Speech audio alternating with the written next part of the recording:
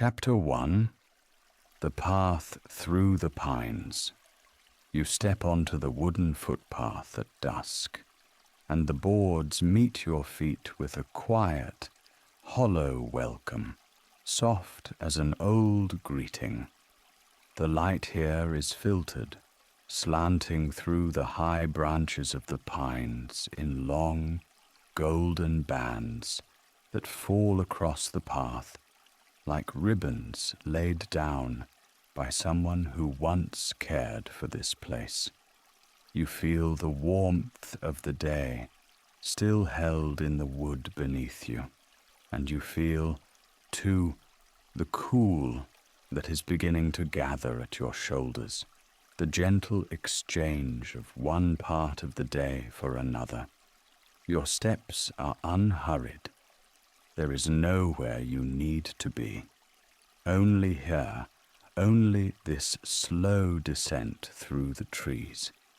The pines stand tall on either side of you, their trunks darkening to deep, copper red in the failing light, and their needles, high above, sigh quietly as the evening breeze passes through them.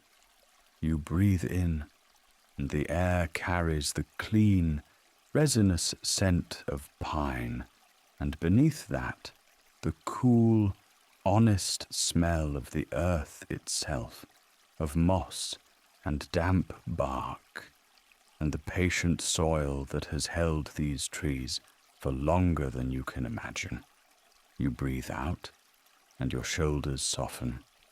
You breathe in again, and the scent settles deeper into the quiet places behind your ribs. The path bends gently downward, the slope so gradual you barely notice it, and beneath your feet the dropped needles form a soft, springy carpet that hushes every step. You hear the small, papery sound of them as you walk, a sound like a slow turning of pages, like someone reading a book to themselves in another room. Now and then, a needle drifts down from above, catching the last light, and lands without a sound. Through the spaces between the trunks, you catch your first glimpse of water. It is far below you still, half hidden, a flicker of soft silver glimpsed and lost again as the path winds. You do not hurry toward it. You let it come to you in pieces, a moment of brightness here, a soft shimmer there, and each time the trees part a little more, and each time the lake shows itself a little more fully. Your breath grows a little easier. The light on the water is the color of pale apricots, of the inside of a seashell, of something held quietly in cupped hands. The footpath creaks softly under your weight, the old planks settling, the grain of the wood worn smooth by years of slow walkers, and the rail beside you, where you let your fingertips trail, is cool to the touch and faintly polished. You let your hand rest on it for a moment. You feel the texture of the wood, the long, gentle ridges of the grain, the small whorls and knots, and you feel how solid it is, how steady, how unmoving. A breeze comes up the slope to meet you, cool from the lake below, scented faintly with stone and reed and the deep, clean breath of the water. It moves your hair and is gone again, leaving the cool of evening more clearly on your skin. You feel the day loosening its hold. You feel the gentle hush of the woods folding around you. Far above, the highest branches catch the last of the gold, and below them everything is gathering into a soft, blue dimness, a kindly shadow that is not quite night, not yet. The path continues, slow and patient, downward through the pines, and you continue with it, your feet finding their own rhythm, your breath finding its own ease. There is a pause in everything, a long, slow pause. And in the quiet, you walk on, gently, gently, into the deepening evening, toward the water that waits below. Chapter 2. First sight of the lake. The trees thin around you, their tall trunks falling away to either side, and the path opens, wide and unhurried, onto a small clearing where the world simply reveals itself. You stop. You let your hand drift from the wooden rail, and there, below you and before you, lies Lake Bled, vast and still and softly luminous, holding within its surface every last colour the sky has left to give. The water is the colour of pale rose, where the western light still touches it, and deeper in, where the shadow of the far hills begins, it shifts to a soft slate blue, and beyond that, in the deepest places, it is the colour of a quiet pewter, smooth and unbroken. You can see the long, slow reflection of the clouds across it, the clouds themselves drifting in unhurried shapes, low and golden, and the water carrying them faithfully, mirror bright, as if it had been waiting all evening for exactly this. In the middle of the lake rises the small island, low and green, and on the island stands the little church, its pale walls catching the last of the light, and its bell tower lifting a slim, dark silhouette against the sky. You can see the steep red of its roof, softened by distance, and the round arch of its single lit window, glowing the colour of warm honey, very small, very steady. You watch it for a long moment. It seems to glow not with brightness, but with patience, as if it has been glowing this way every evening for a very long time, and would go on doing so, gently, whether or not anyone was watching. A bell sounds. It comes to you across the water, slow and round and golden, the single low note travelling unhurried through the cooling air. You hear it begin, and you hear it widen, and you hear it fade, and even after it has gone, the memory of it seems to hang softly above the lake. You breathe in, you breathe out. Another bell follows, slower than the first, and it too rolls out across the water and dissolves into the quiet.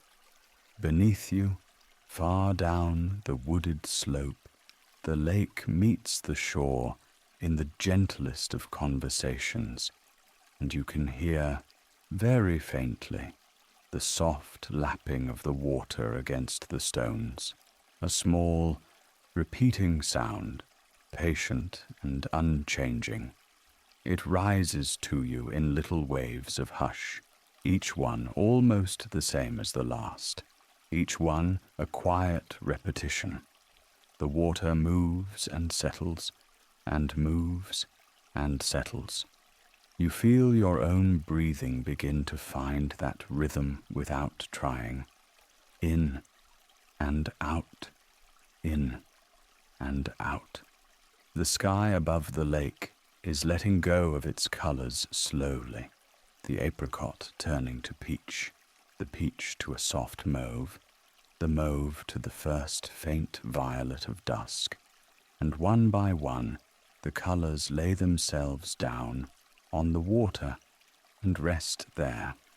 A single early star appears, very high, very small, holding its small light steady above the bell tower of the little island church.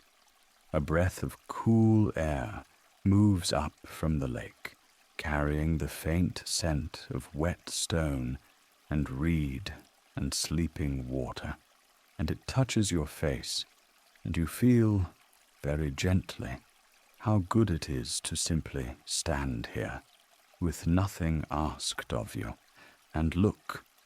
The path goes on, easy and clear, winding down toward the shore, where the boathouse waits in the gathering blue. But for now you stand, and you look, and you listen.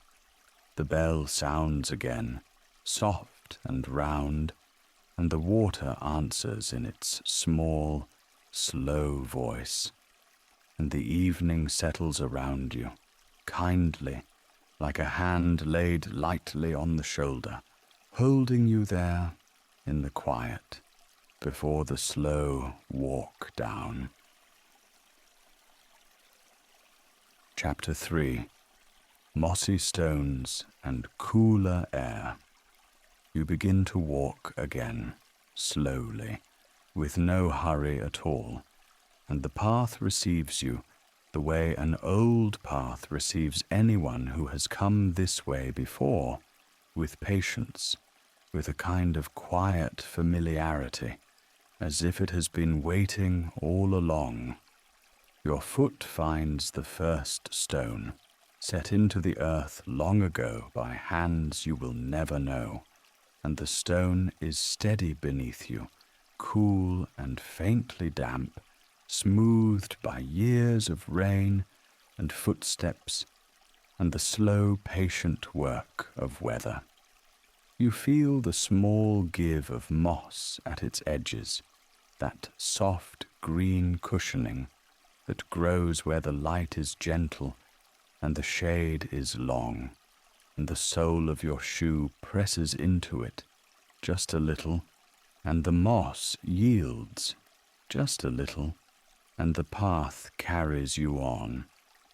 There is a wooden railing along the slope, weathered to a soft silver grey, and as you walk, you let your hand drift out and rest there, lightly, the way you might rest your hand on the back of a sleeping animal.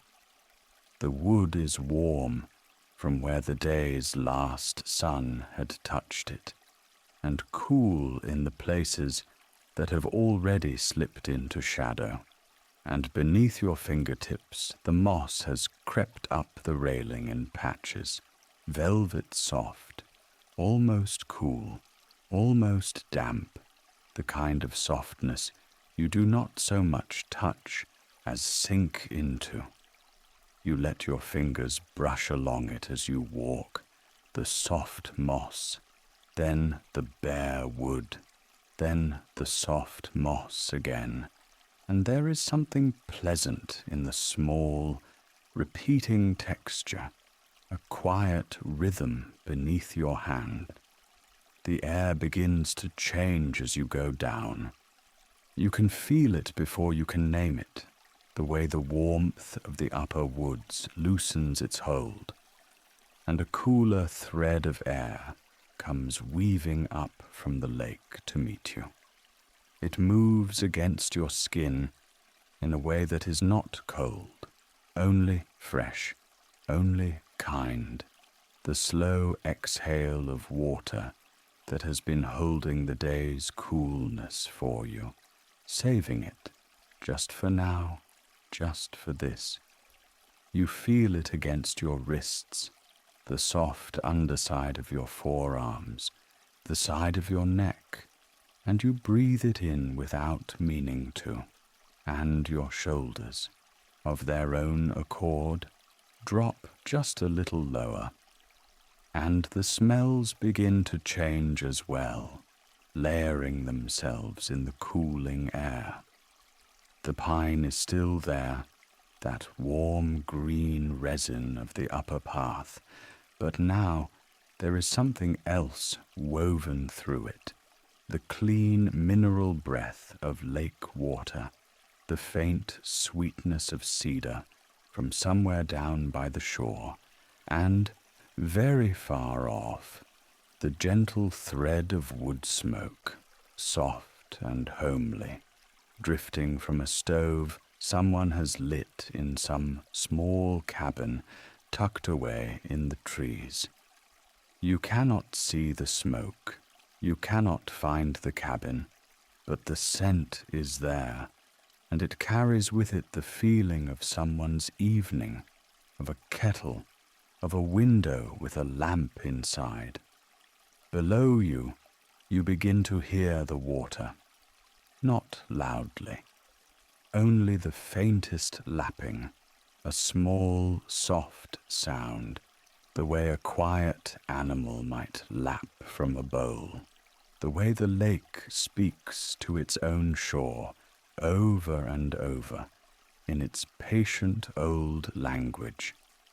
The sound is hardly there at all, and yet, once you have noticed it, it seems to settle in beneath everything else, a soft underbeat to the evening, soothing as the slow ticking of a clock in another room.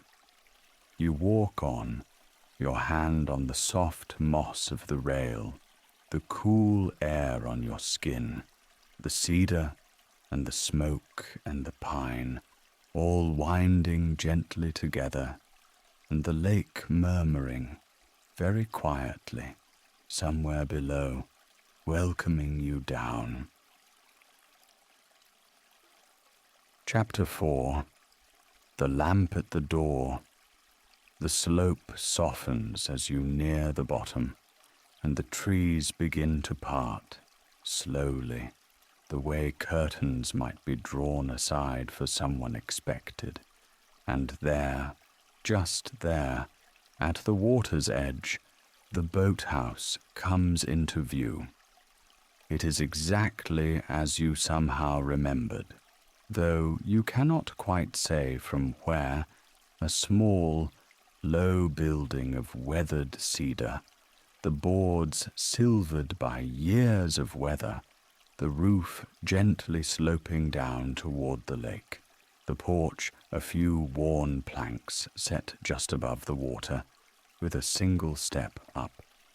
And on the porch, beside the door, an oil lamp is burning, just one, left there, lit for you.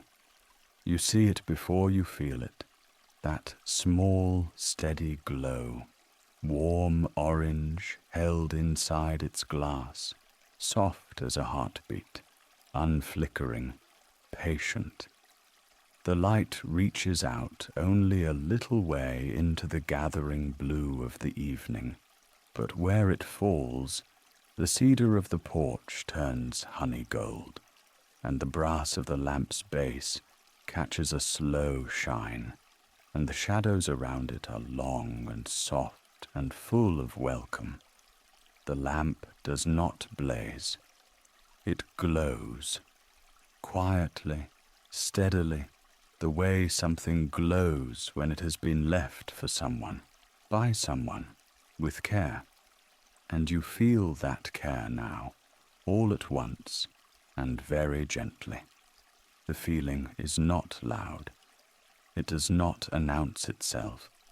It is more like a hand laid softly between your shoulder blades, a small, warm weight that says, you are expected here. You are welcome here. You may come in. And without your meaning to, your breath begins to slow. You feel it happen in the chest, the slight lengthening of the inhale, the slower release of the exhale, in and out, in and out, the way breathing slows when something inside you, something that had been quietly held, lets go. You can smell the cedar more strongly now, the warm grain of the boards, the soft, resinous sweetness of old wood that has been here a long time, and beneath it, the faint, clean smell of the lamp oil, that low, warm scent of a wick burning patiently in glass, and beneath that, still, the lake, cool and mineral and near.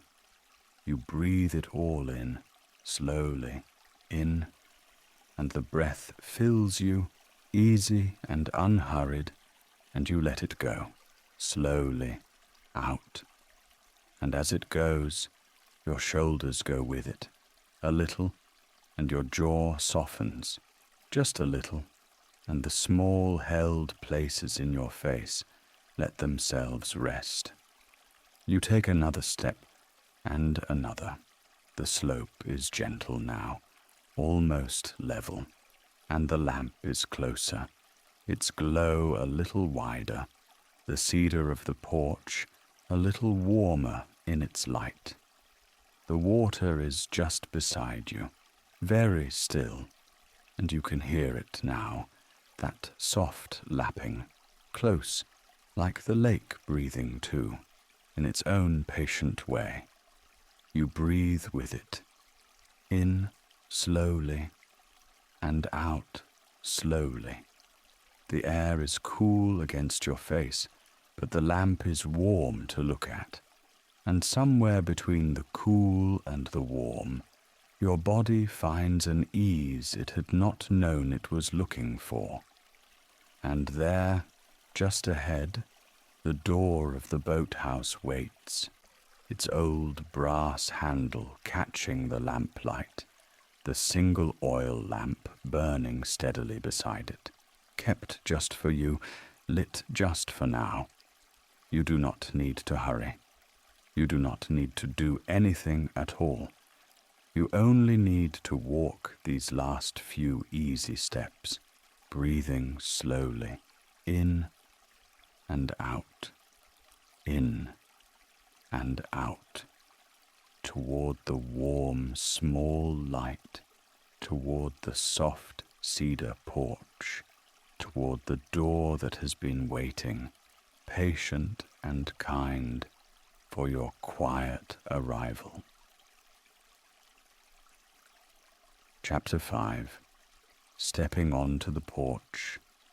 Your foot lifts slowly and lowers slowly onto the worn cedar planks of the small boathouse porch, and you feel, almost at once, the gentle give of the old soft wood beneath you, the way it seems to know your weight, the way it seems to welcome you without any sound at all, only a quiet, warm settling, only the smallest creak somewhere far below, where the water moves under the boards in slow, dark ribbons.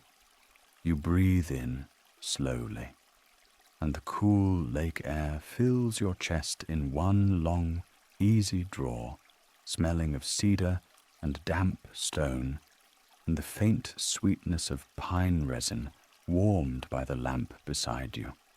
And you hold, gently, just for a moment, no effort, no counting, only a pause, like the lake itself pausing between one ripple and the next. And then you release, slowly, letting the breath drift out of you like mist drifting off the water, and as it leaves, you feel your shoulders lower, just a little, softening into the quiet. The cedar beneath your foot is smooth in some places, where many years of footsteps have polished it, and rough in others, where the grain has lifted gently with weather, and you can feel both at once through the soles of your feet, cool and steady and good. Below the porch, very faintly, the water moves, and you can hear it, a slow lapping, a hushed sound, a kind of breathing of its own, in and out, in and out, matching you, or perhaps you are matching it. It does not matter. It does not matter at all.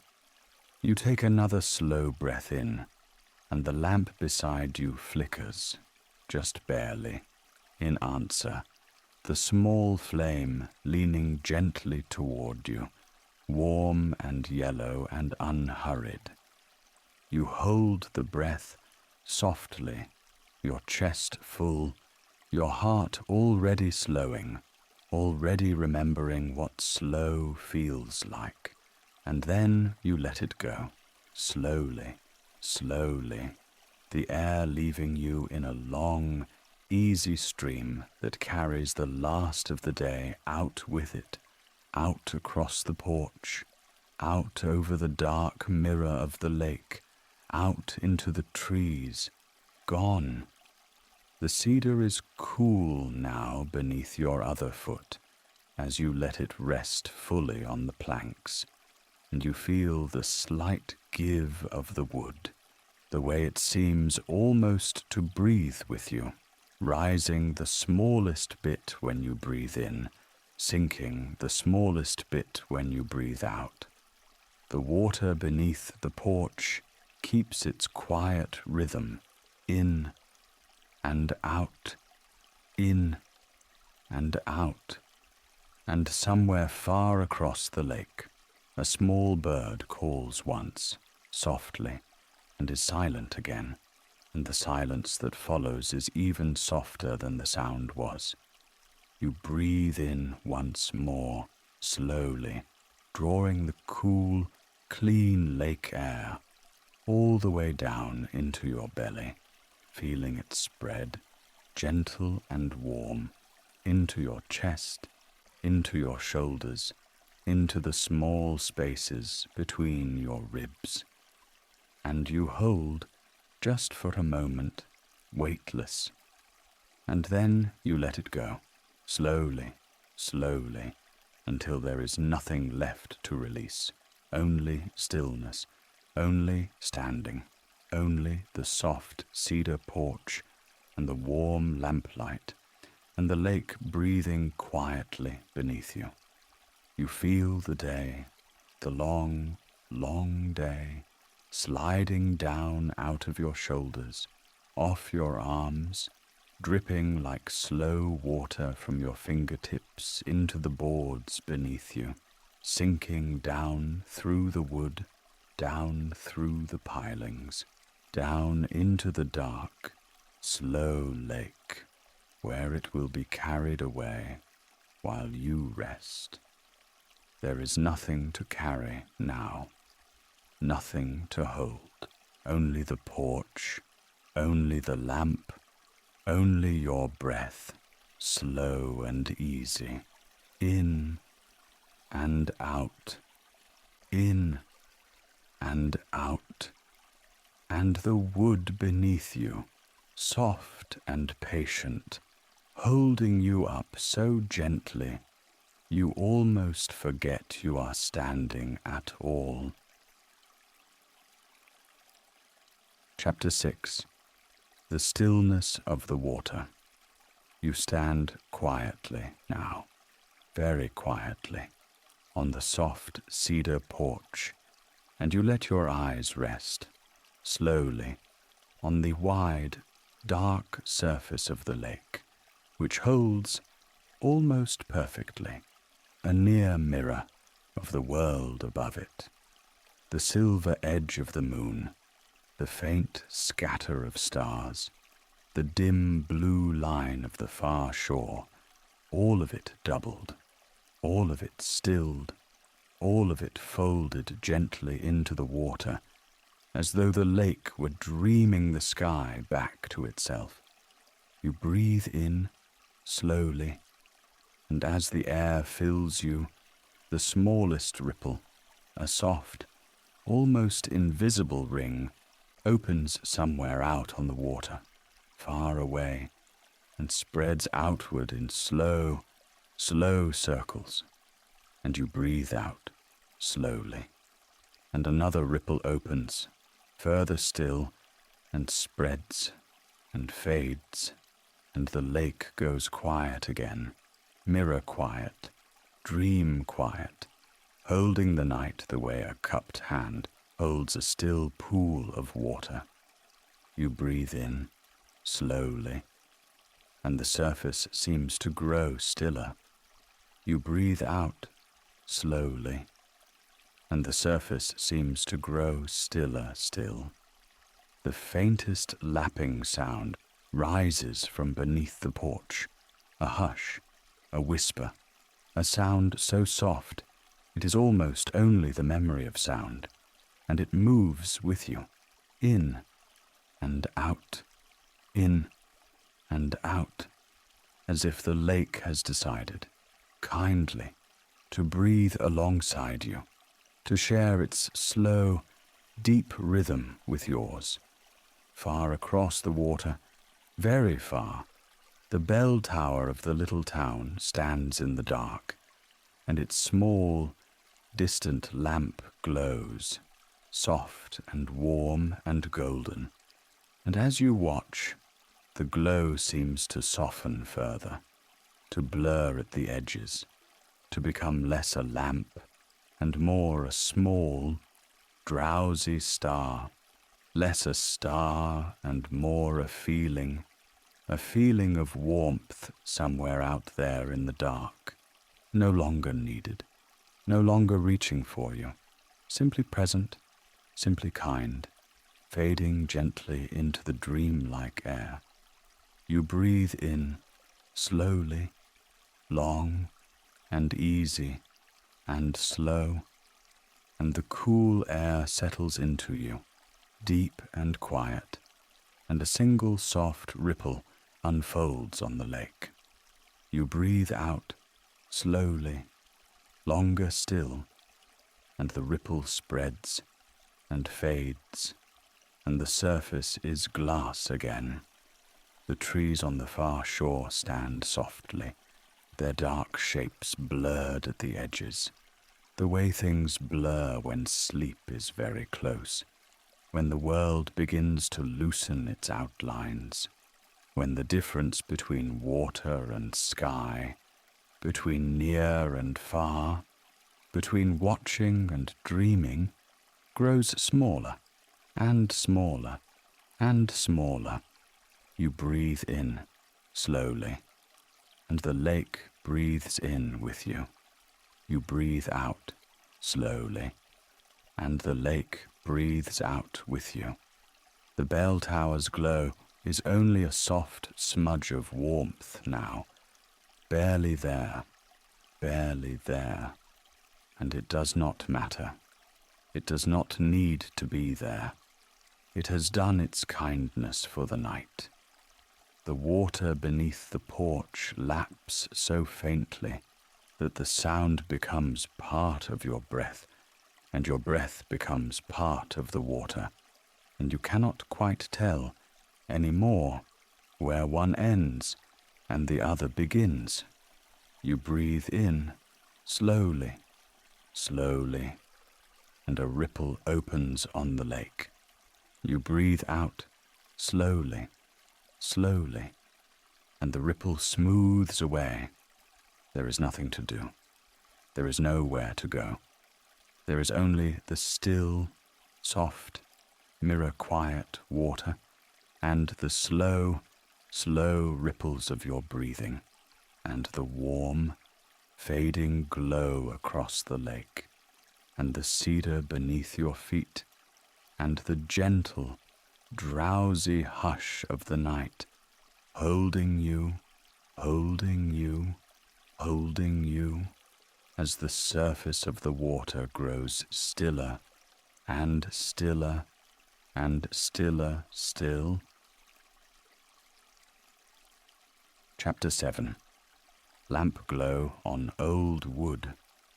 The little oil lamp on the dock post stirs awake beside you, and a small, warm flame leans this way and that, slowly, slowly, drawing soft amber light across the cedar boards.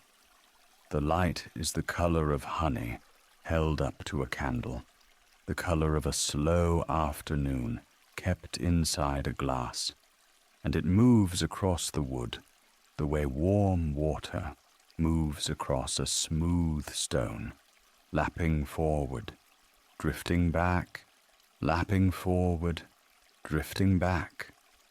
You watch the flame breathe, the way you are breathing, and as the flame leans gently, your shoulders lean gently, settling down from where they have been carrying the long, long day.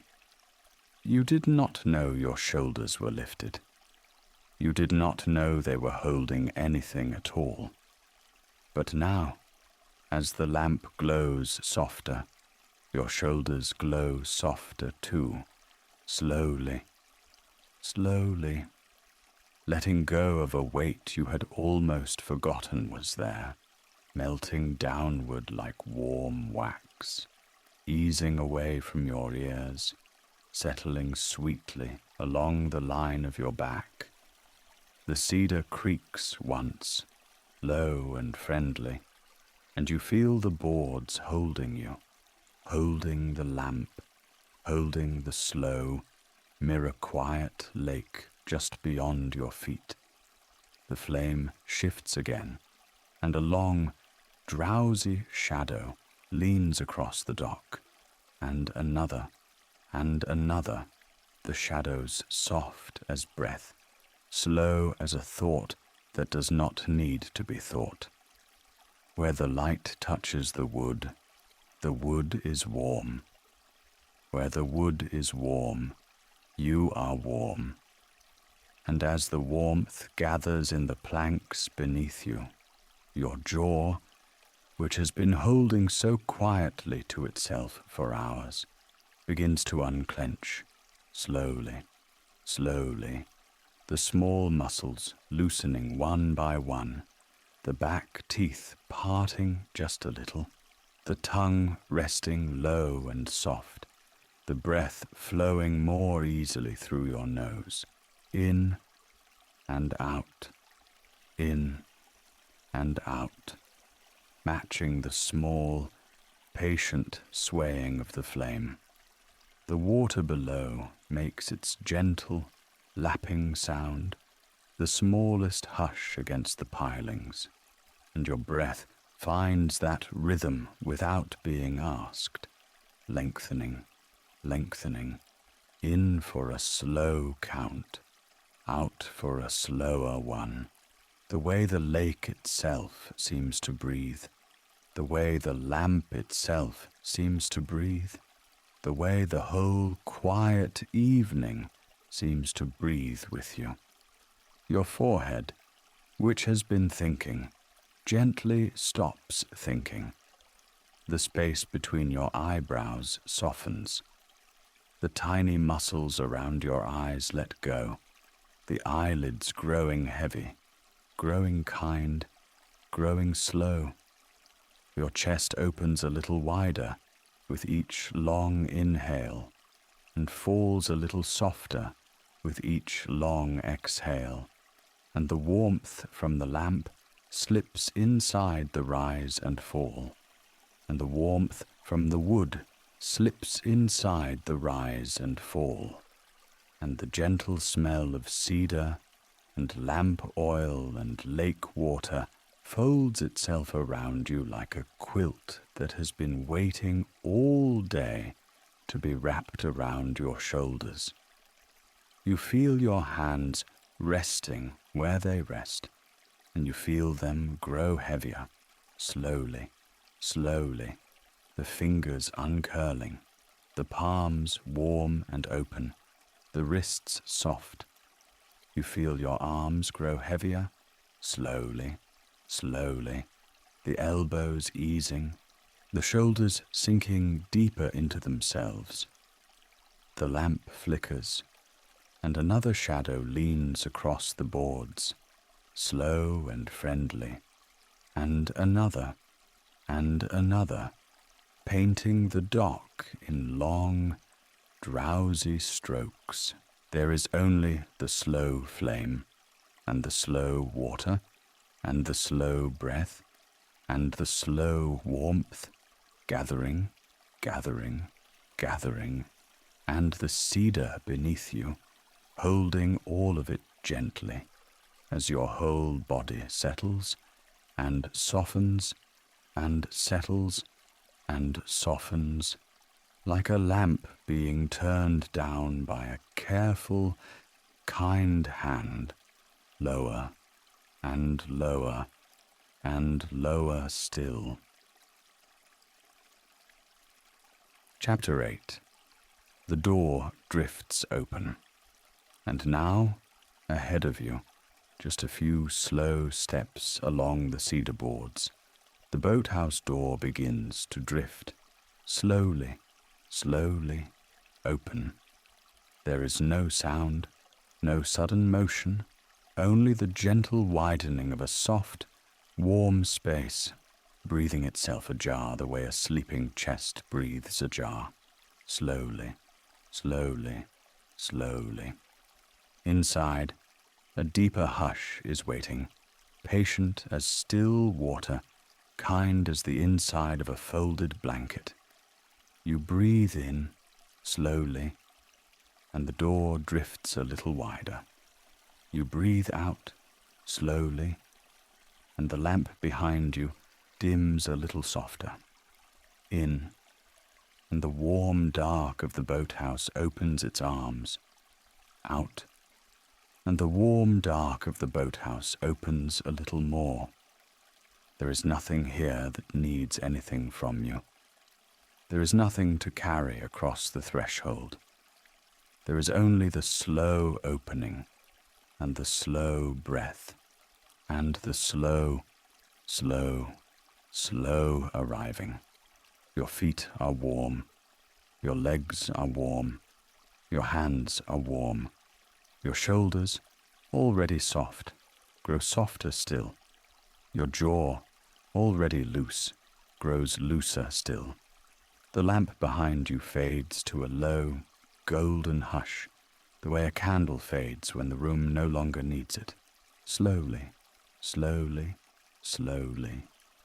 and the inside of the boathouse glows the gentlest amber, the smallest warmth, the softest quiet. You breathe in, slowly, and a long calm enters with the breath. You breathe out, slowly, and the long calm settles into your chest, into your belly, into the heavy, warm weight of your hips, of your knees, of your feet.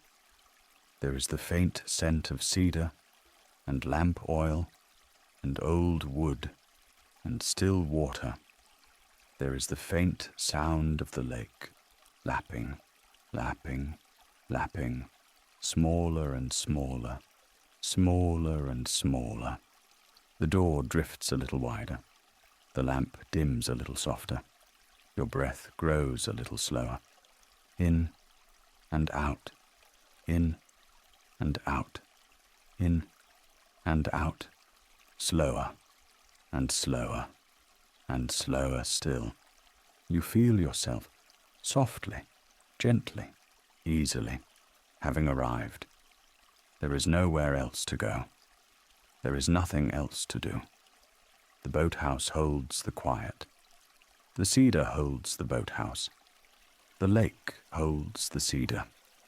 The warm, drowsy night holds all of it, holds all of it, holds all of it. And you are held, slowly,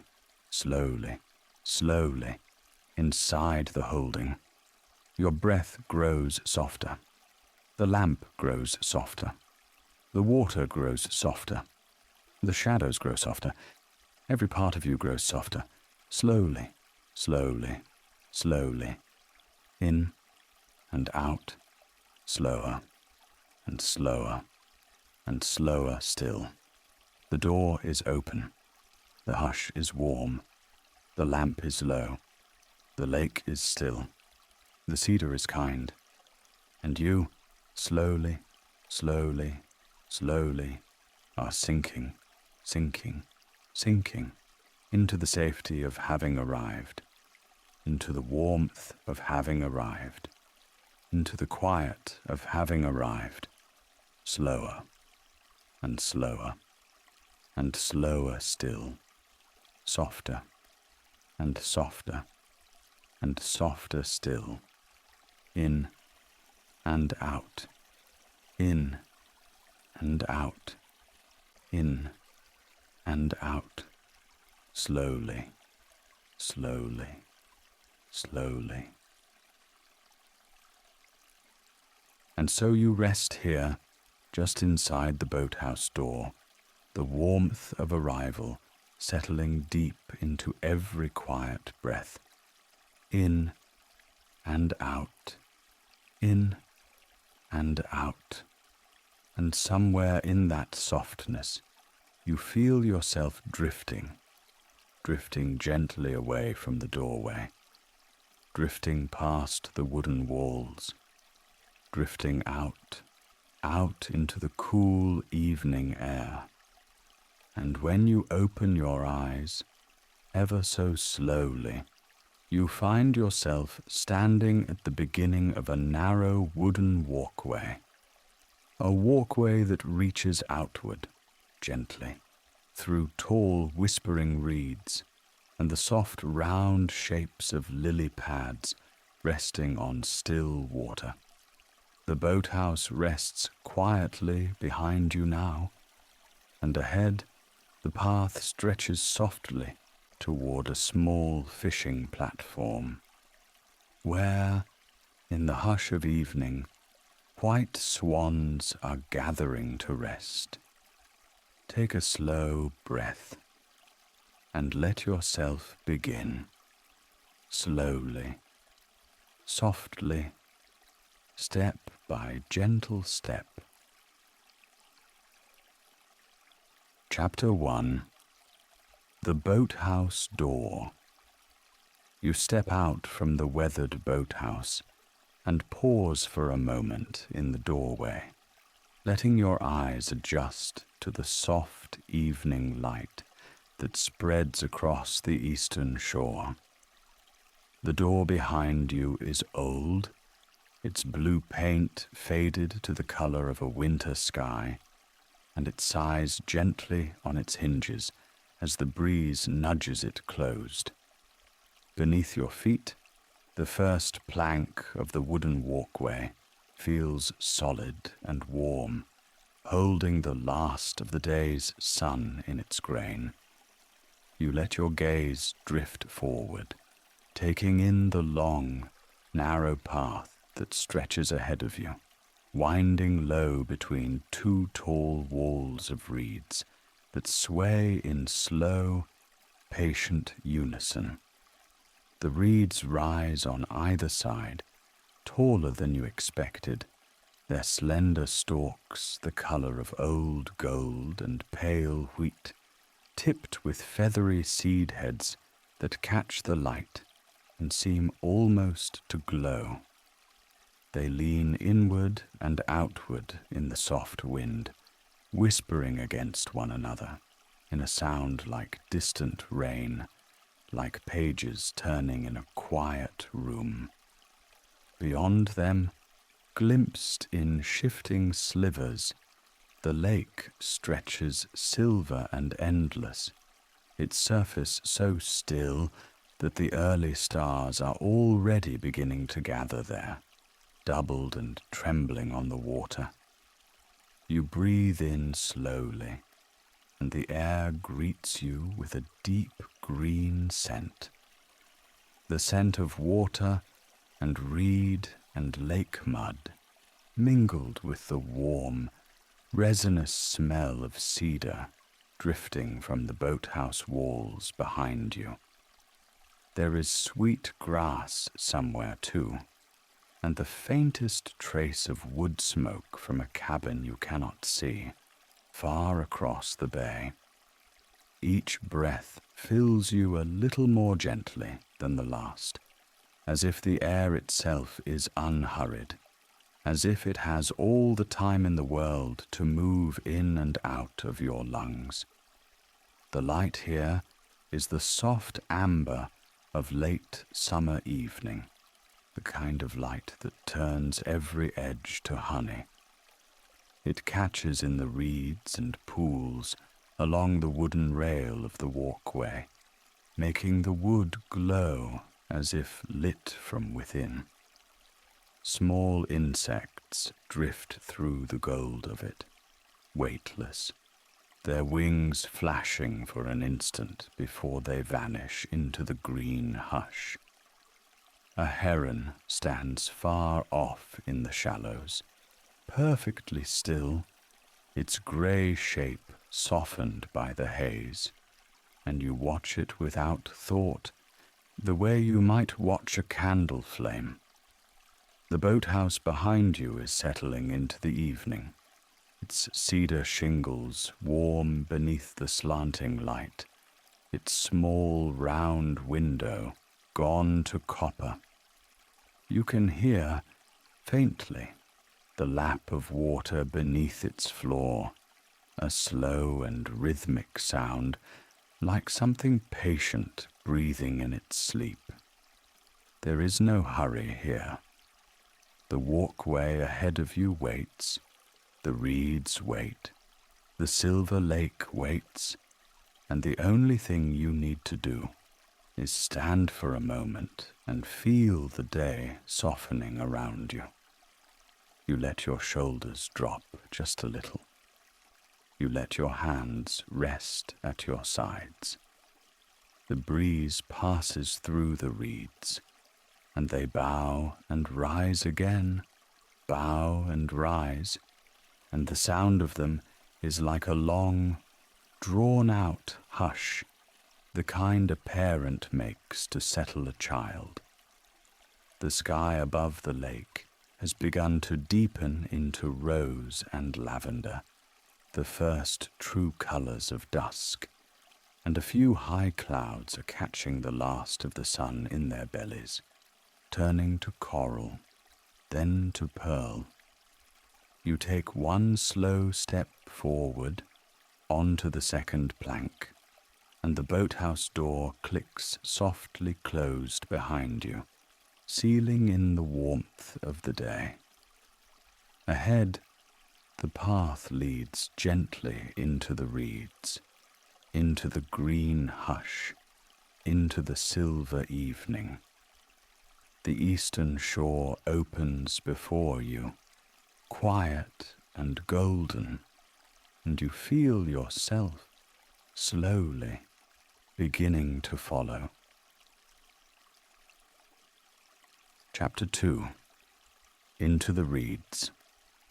You walk slowly along the wooden walkway, and the boards greet each footstep with a soft, familiar creak, a low sound like a wooden chair settling, like a house easing into the evening. The planks have been softened by years of weather and rain, their edges rounded, their surfaces silvered to the color of driftwood, and they give just slightly beneath your weight, the faintest yielding, as if the path itself is breathing along with you. Each step is unhurried.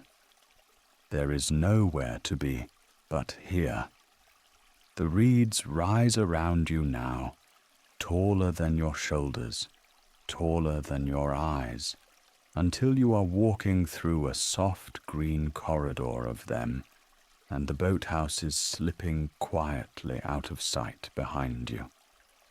You let your right hand trail along the wooden rail, and the wood is cool and smooth beneath your fingertips, worn satin soft by many hands and many seasons. You can feel the long grain of it, the gentle dips where knots have been polished low, the faintest dampness where the evening dew has begun to gather. It is the kind of surface your hand wants to keep touching, calm and steady as a held breath. The reeds whisper as you pass. It is a sound that surrounds you on every side, a soft shh, shh, shh, like waves heard from far away, like wind moving through tall grass on a summer hill. The stalks tap gently against one another, hollow and musical, a sound almost like rain on a wooden roof, almost like a wind chime made of paper. Now and then, a single reed bends close to the path and brushes the back of your hand as you pass, its feathery tip light as a moth's wing, and then it is gone, lifting again in the breeze. Beneath all of this, you begin to hear the deeper sounds of the shore, the slow, rhythmic lap of water somewhere through the reeds, a steady sh thup against the pilings of the walkway, the far, soft call of a loon, a long, unhurried note that hangs in the air and slowly fades, the creak of your own footsteps, slow and soft and slow. Each plank gives its own small voice, and you find yourself walking in time with them, as though the path itself is teaching you a slower rhythm, a rhythm older than thought. The wood beneath your hand is warmer in some places, where the last of the sun has lingered, and cooler in others, where the shadow of the reeds has fallen across the rail. You feel the changing temperature like a quiet kind of language, a small, soft conversation between your skin and the world. The cool stretches feel like the inside of a stone left in the shade. The warm stretches feel like a hand that has just let go. You take another step, and another, and the boathouse fades fully behind you, its outline lost in the gold and green hush of the reeds. The walkway curves so gently that you only notice it after several footsteps, the path bending you, slowly, into the deeper quiet. Ahead, the reeds part now and then to show you the silver lake, calm as a held breath, and then they close again, soft as drawn curtains. Your fingers slide along the rail, a steady, unbroken touch, and your feet find each board without thought. The creak of the planks, the hush of the reeds, the lap of the water, the cool of the wood, all of it gathers around you like a slow, unhurried song. There is no destination, only this gentle walking, this gentle listening, this gentle drifting into the hush of the eastern shore. Chapter 3. A Hidden Cove.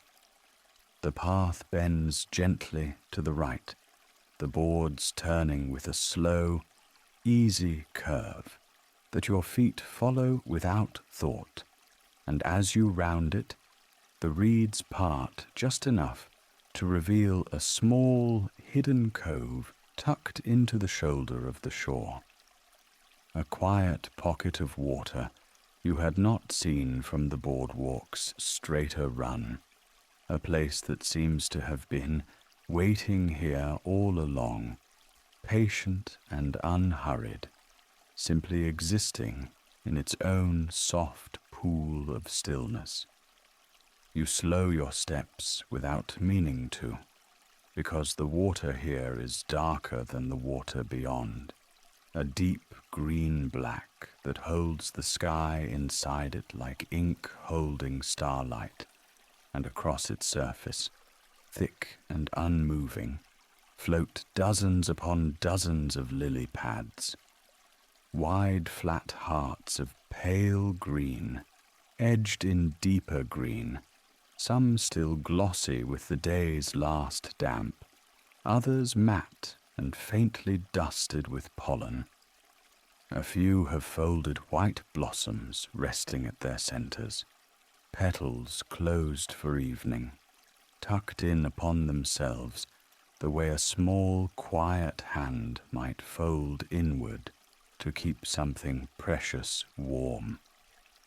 At the far edge of the cove, standing in shallow water that barely covers its slender legs, a heron is keeping its long, silent watch, bluish-grey in the soft light, its neck curved into a perfect, patient question mark, its eye a small, bright bead that does not blink and does not move.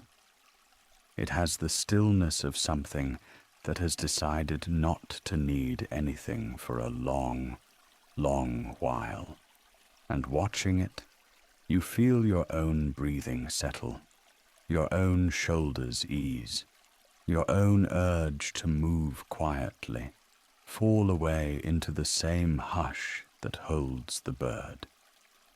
You rest your palm on the rail, feeling the cool grain of the wood beneath your fingers, and you simply stand there, letting the cove fill your eyes. The lily pads, the heron, the thin reflections of reeds that shiver only when a slow ripple passes underneath. Above the surface, dragonflies stitch their slow, lazy patterns through the air, their wings catching the late light in tiny flashes of glassy blue and pale gold, looping, hovering, pausing mid-air before drifting on, drawing soft, invisible threads from one side of the cove to the other. Silent embroidery on a quiet evening. There is sound here, but it is the smallest kind of sound, the kind you have to soften toward to hear at all. The faint plip of a fish dimpling the surface somewhere to your left. The dry whisper of a single reed brushing another. The distant, hollow knock of a frog calling once and then falling quiet, as though it had only meant to remind itself it was there. The hush that surrounds these small noises is so complete that each one seems gently held, given space, allowed to arrive and to fade without hurry.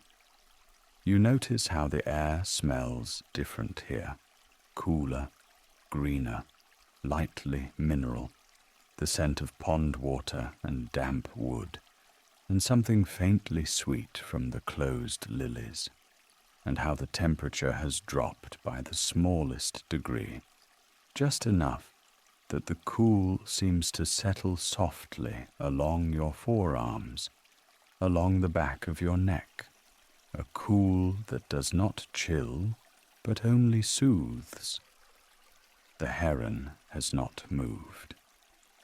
The dragonflies continue their slow stitching. The lily pads rest, unbothered, on water that hardly remembers how to ripple, and you, leaning very lightly on the rail, find that your watching has slowed too, that your breathing has slowed too, that the quick, small thoughts of the day have grown thin and far away, softened into the same hush that has settled over the cove. a quiet so deep and so kind that it seems to be teaching you, gently and without words, how to be still. Chapter 4. The Swaying Stems. After a long, easy while of watching the cove, you feel the path drawing you onward, not pulling, only inviting, and your feet take up their soft rhythm again, one slow board after another, the rail cool beneath your trailing fingertips, the hush of the eastern shore folding back around you like a familiar shawl. The cove falls away behind, the heron still standing somewhere in its silent vigil, and ahead of you the boardwalk runs on through tall reeds that lean in close on either side. A breeze rises just then, the gentlest breath of moving air, barely enough to lift a strand of hair at your temple, barely enough to cool the warm hollow at the base of your throat. And yet it is enough. It is enough to set the reeds swaying, a slow, hypnotic sway, every stem leaning one way and then the other, in long, unhurried rhythm, like tall green dancers who have been swaying since long before you came, and will keep swaying long after you have passed. The whole field of them moves together, gentle and certain, and you find your breath beginning to follow the rhythm of their leaning, slowly in and slowly out, slowly in and slowly out. The sky above them has deepened into a soft violet blue, the color of the inside of a shell, and against it the reeds are darker, slimmer, more graceful, their feathered tops brushing the lower air with the softest sound, a sound somewhere between a whisper and a sigh. You watch them sway, and you watch them sway, and as you watch, you begin to imagine a thin silver thread, fine as spider silk, fine as moonlight drawn into a line, moving with each slow sway of the reeds. The thread begins at the crown of your head, where a soft silver light seems to gather first, warm and weightless, a small pool of luminous calm, and as the reeds lean to one side, the silver light glides slowly downward, slowly down across your forehead, slowly down behind your eyes, easing each small place it touches, smoothing each small held muscle of your face. As the reeds lean back, the silver light moves down through your jaw, your throat, the curve of your shoulders, and wherever it goes, a soft warmth follows, drawing the tension up and away, out into the swaying air, out into the dark green water beyond. You feel the silver thread continue downward in time with the reeds, slowly through your chest, slowly through your arms, all the way to the tips of your fingers, where it warms each fingertip in turn, then back up and slowly down through your stomach, your hips, the long, quiet length of your legs, slowly through your knees, your ankles, the soles of your feet, and with each passage of the silver light, a deeper softness settles into you, as if the swaying reeds are gently combing the day out of your body, strand by strand by strand. The breeze hushes against your cheek. The reeds lean and lean back and lean and lean back. The silver light moves slowly with them, slowly through you, drawing tension out across the water where it sinks and is lost in the cool, dark hush. Your shoulders are warmer now, lower now, softer now. Your hands are warm. Your breath is slow. The path goes on, unhurried, the rail still cool beneath your fingers, the boards still soft beneath your feet, and you walk on inside the slow swaying, inside the silver thread, inside the gentle hush of the eastern shore, slowly and slowly and slowly. Chapter 5. The fishing platform. The boards beneath your feet grow softer still, slower still, and the rail beneath your fingers cools by the smallest measure as the path bends gently to the right. And there, just ahead, the walkway widens slowly, opening into a small wooden platform that rests at the lake's quiet edge, low to the water, low and still, with pale weathered planks worn smooth by years of evening hands and evening footsteps. You step out onto it slowly, your weight settling, the wood giving the smallest answering sigh beneath you, and the reeds part just enough to let the platform breathe, just enough to let you see, just enough to let the silver water lie open and unhurried before you. At the far edge of the platform, 2 pale swans rest together on the water, their long necks curled, their heads tucked deep into the soft white of their own wings, perfectly still, perfectly quiet, the slow rise and fall of their feathered sides almost too small to see. They do not stir as you arrive. They have been here a long while, and they will be here a long while still, and the calm that surrounds them seems to widen outward, slowly outward, until it touches the platform and the rail and the warm space behind your shoulders.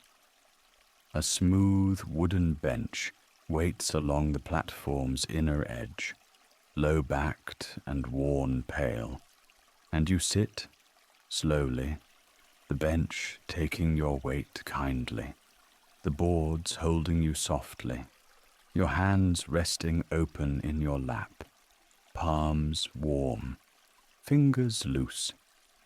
The evening breeze drifts in across the lake and brushes your cheek, cool and gentle, cool on your forehead, cool along the line of your jaw, then softens away again into the reeds.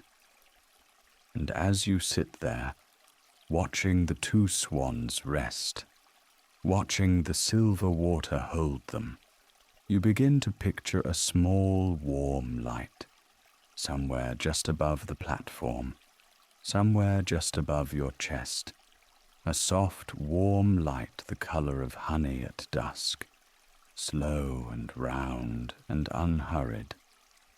The light drifts down toward you, slowly, slowly, and settles in the center of your chest, settles like a warm hand resting there, settles and stays, and the warmth of it spreads outward through your shoulders, slowly outward, and your shoulders soften, and the warmth spreads down along your arms, slowly down, and your arms soften, and the warmth pools gently in your palms where they rest open in your lap, warm and heavy, warm and heavy, warm and still.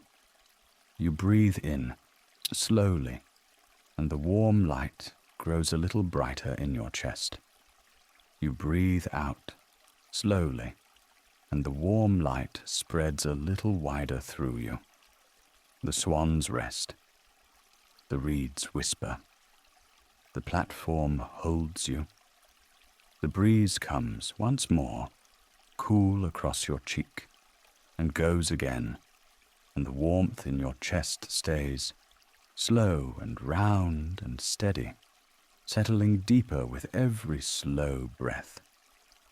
The silver water lies still beyond your knees.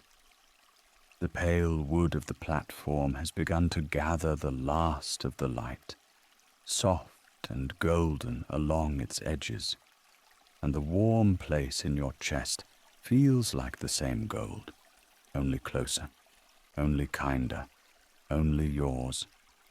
Your hands are warm, your shoulders are low, your breath is slow. The two swans do not move. The light does not hurry. The platform does not shift. And you sit in the warm hush of the small wooden platform at the eastern edge of the lake, watching the silver water with quiet eyes, the warm honey light resting in your chest, settling, settling, settling, slowly and slowly and slowly. Chapter 6. Silver through green.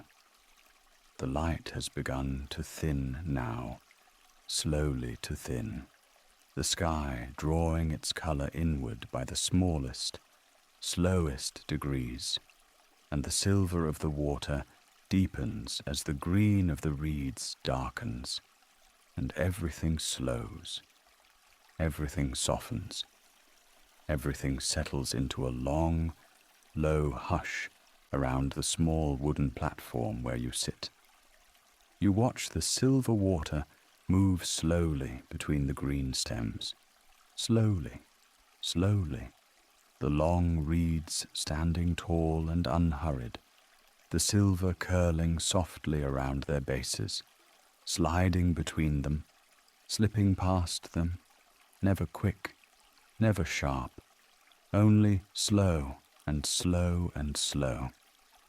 The water shines pale, the reeds rest dark, and the silver moves between the green like a long, quiet thread drawn gently through cloth, drawn gently, drawn slowly, drawn endlessly, and you watch it move, and your eyes grow heavier as you watch, and your shoulders grow lower as you watch, and your breath grows softer as you watch.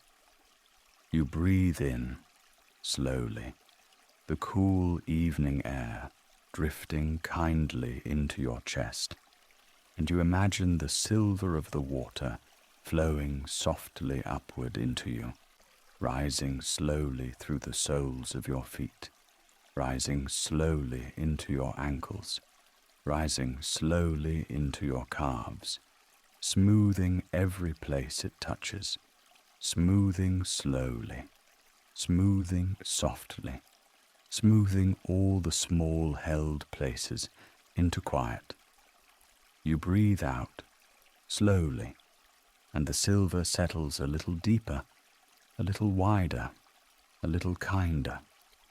You breathe in again, slowly, and the silver rises higher through you, slowly through your knees, slowly through your thighs, slowly through your hips, smoothing as it goes, smoothing slowly, smoothing softly, leaving behind only warmth and only weight and only quiet. The reeds stand still. The water moves slow. The two swans rest with their heads still tucked into their wings, the smallest soft rise and the smallest soft fall, slow and slow and slow, You breathe in, and the silver rises into your belly, slowly, smoothing the small held places there, slowly smoothing, slowly settling, slowly stilling. You breathe out, and the silver pools warm and bright in your chest, mingling with the soft honey light that already rests there. The two slow colors folding gently together, slow gold and slow silver and slow gold, slow and slow and slow. Somewhere far off across the lake, a single small bird calls once, low and soft, and is quiet again, and the quiet that follows is wider than the call. The breeze moves once across the platform and is gone. The reeds whisper once and are quiet.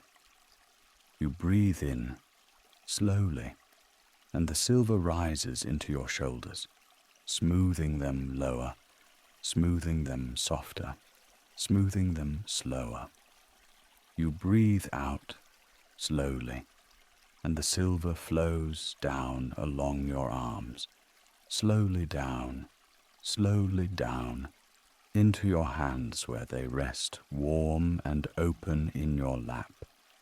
And your fingers are heavier now, and your fingers are warmer now, and your fingers are slower now.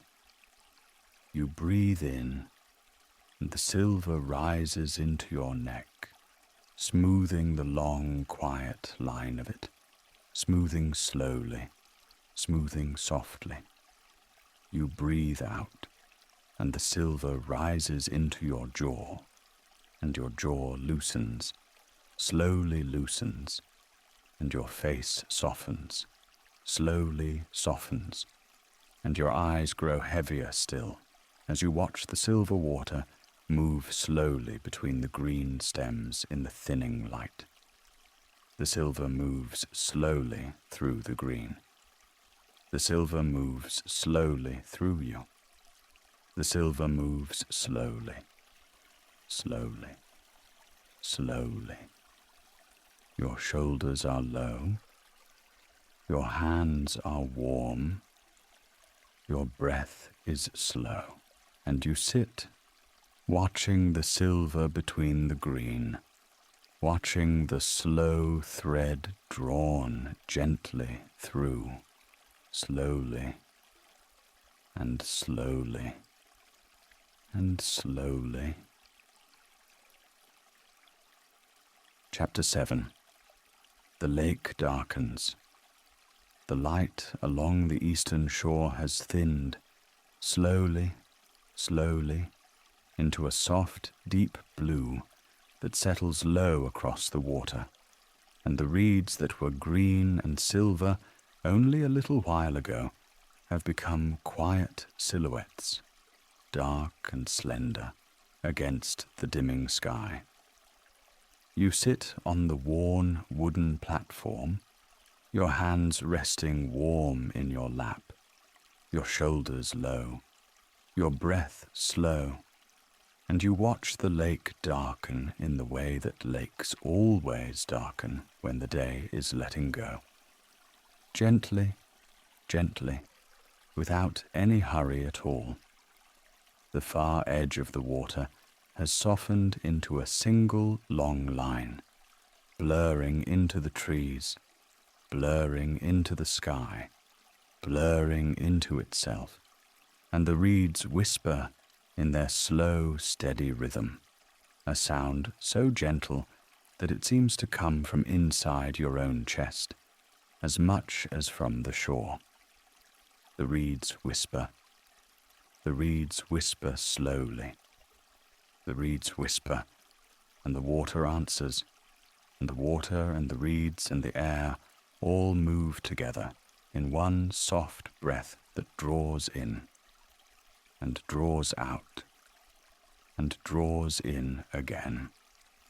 Your eyes grow heavier as the blue deepens, heavier still as the silhouettes lean and sway in their slow, steady rhythm.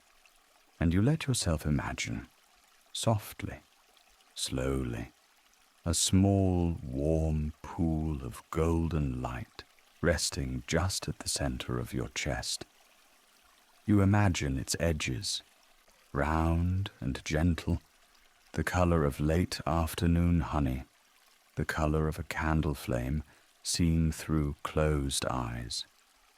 You imagine its warmth, low and steady, like the warmth of a hand held gently against you, and you let it rest there, slowly, slowly, neither growing nor fading, simply being. And as you breathe, slowly, slowly, the warm pool of golden light begins to widen, only a little, only as much as your breath allows, spreading softly through your chest, softly into your shoulders, softly down along your arms, until your hands feel warm from the inside out. The reeds whisper. The lake darkens. The golden light widens. The golden light widens slowly. The golden light widens slowly through your chest, slowly through your shoulders, slowly through your warm and resting hands, and you feel yourself softening into the platform beneath you, softening into the slow, steady whisper of the reeds, softening into the deep blue dimness of the shore. You hear, very far away, the small lap of water against the wooden post, slowly, slowly, a sound that has been there all along and will go on being there long after you have closed your eyes. You hear the reeds, slow and steady, brushing one another in their gentle way. You hear your own breath, slow and even, drawn in and let out, and drawn in again, and the warm pool of golden light, in its slow, gentle way, widens still further, slowly past your shoulders, slowly down your back, slowly into the soft hollow of your belly, holding you the way the platform holds you, holding you the way the dim blue evening holds the lake. The lake darkens. The reeds whisper.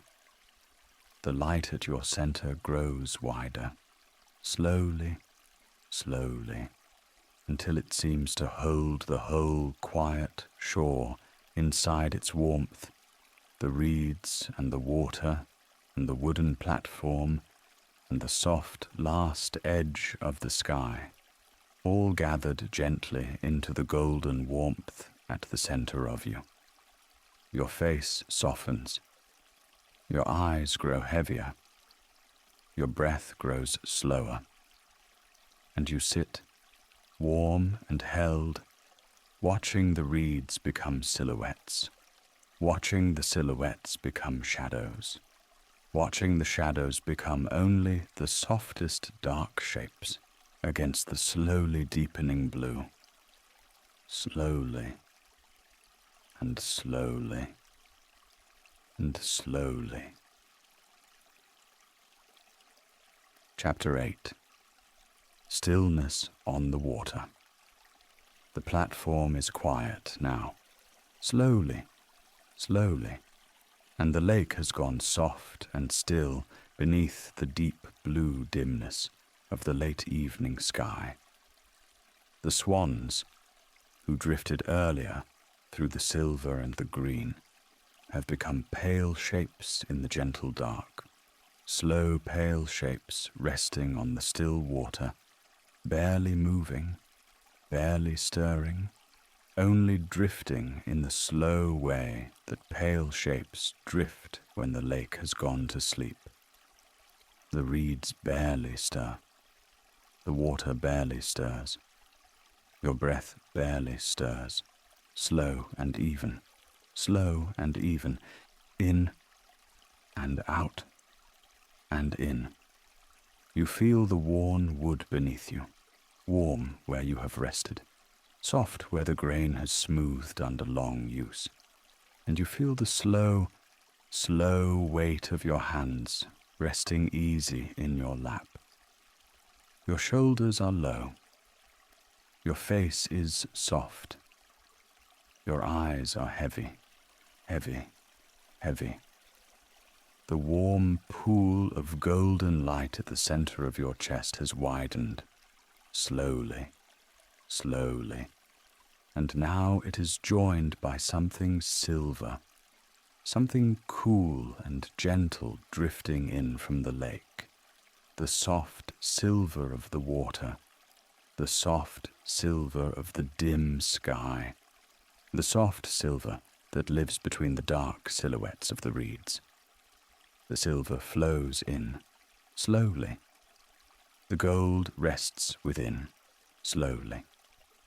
And together, slowly, slowly, the silver and the gold begin to fill you, gently, completely, from the soft top of your head to the warm soles of your feet. The silver flows. The gold rests. The silver and the gold fill you slowly. You feel them in your shoulders, soft and warm and cool together. You feel them in your arms, slow and gentle. You feel them in your warm and resting hands. You feel them low in your belly, soft and round and full.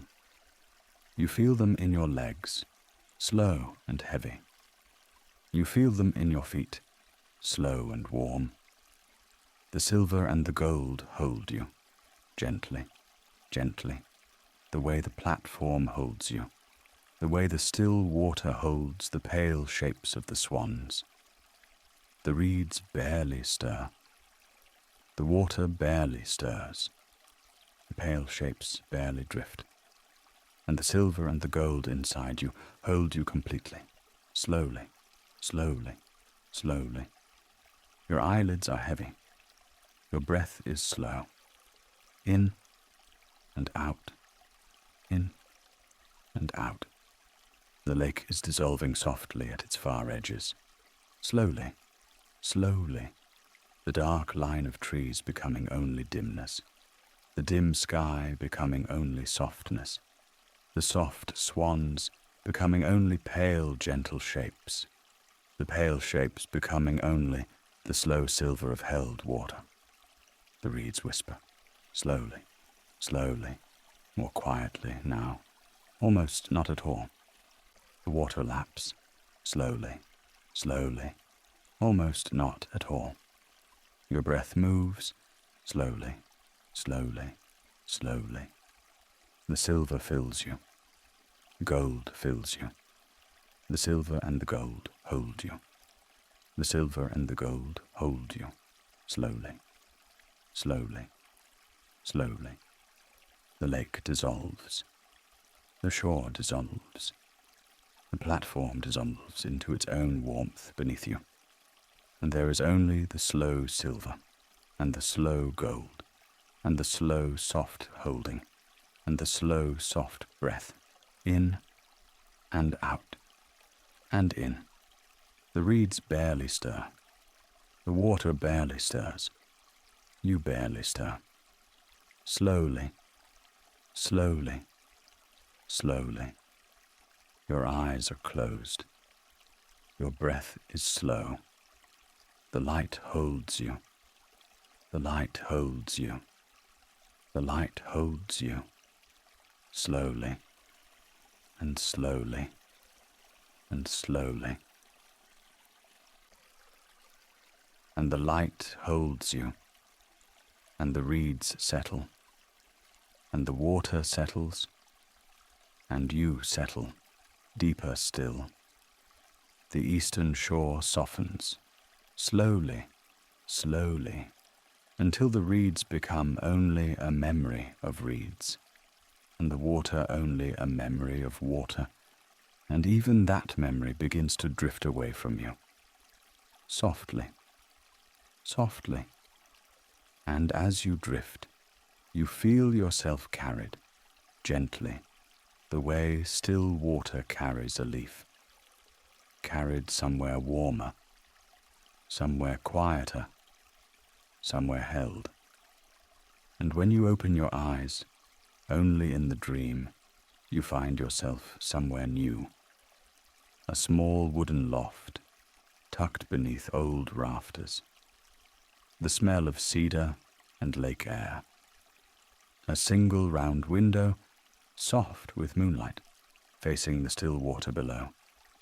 An old timber bed, worn smooth by years. A wool blanket, folded neatly at your feet.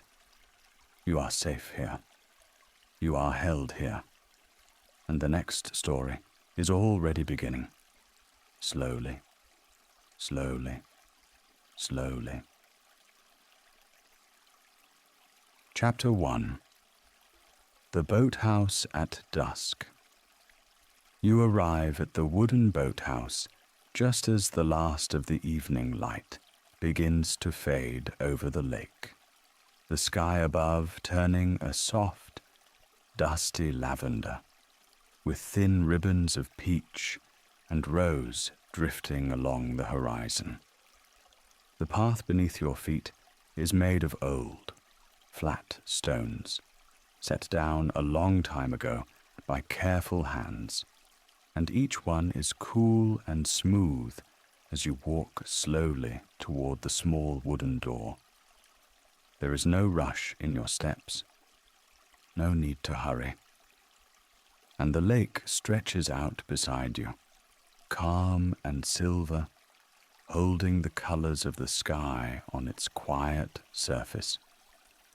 The boathouse itself is small and weathered, its cedar boards darkened by years of sun and rain, the grain of the wood standing out in soft, silvery lines. A single rope, frayed and pale, hangs looped over a brass hook beside the door, and a small painted buoy rests against the threshold, its red faded to the color of a ripe peach. You reach out, your hand brushing the door handle, which is worn so smooth it feels almost like polished stone, warm from the day, cool from the coming night.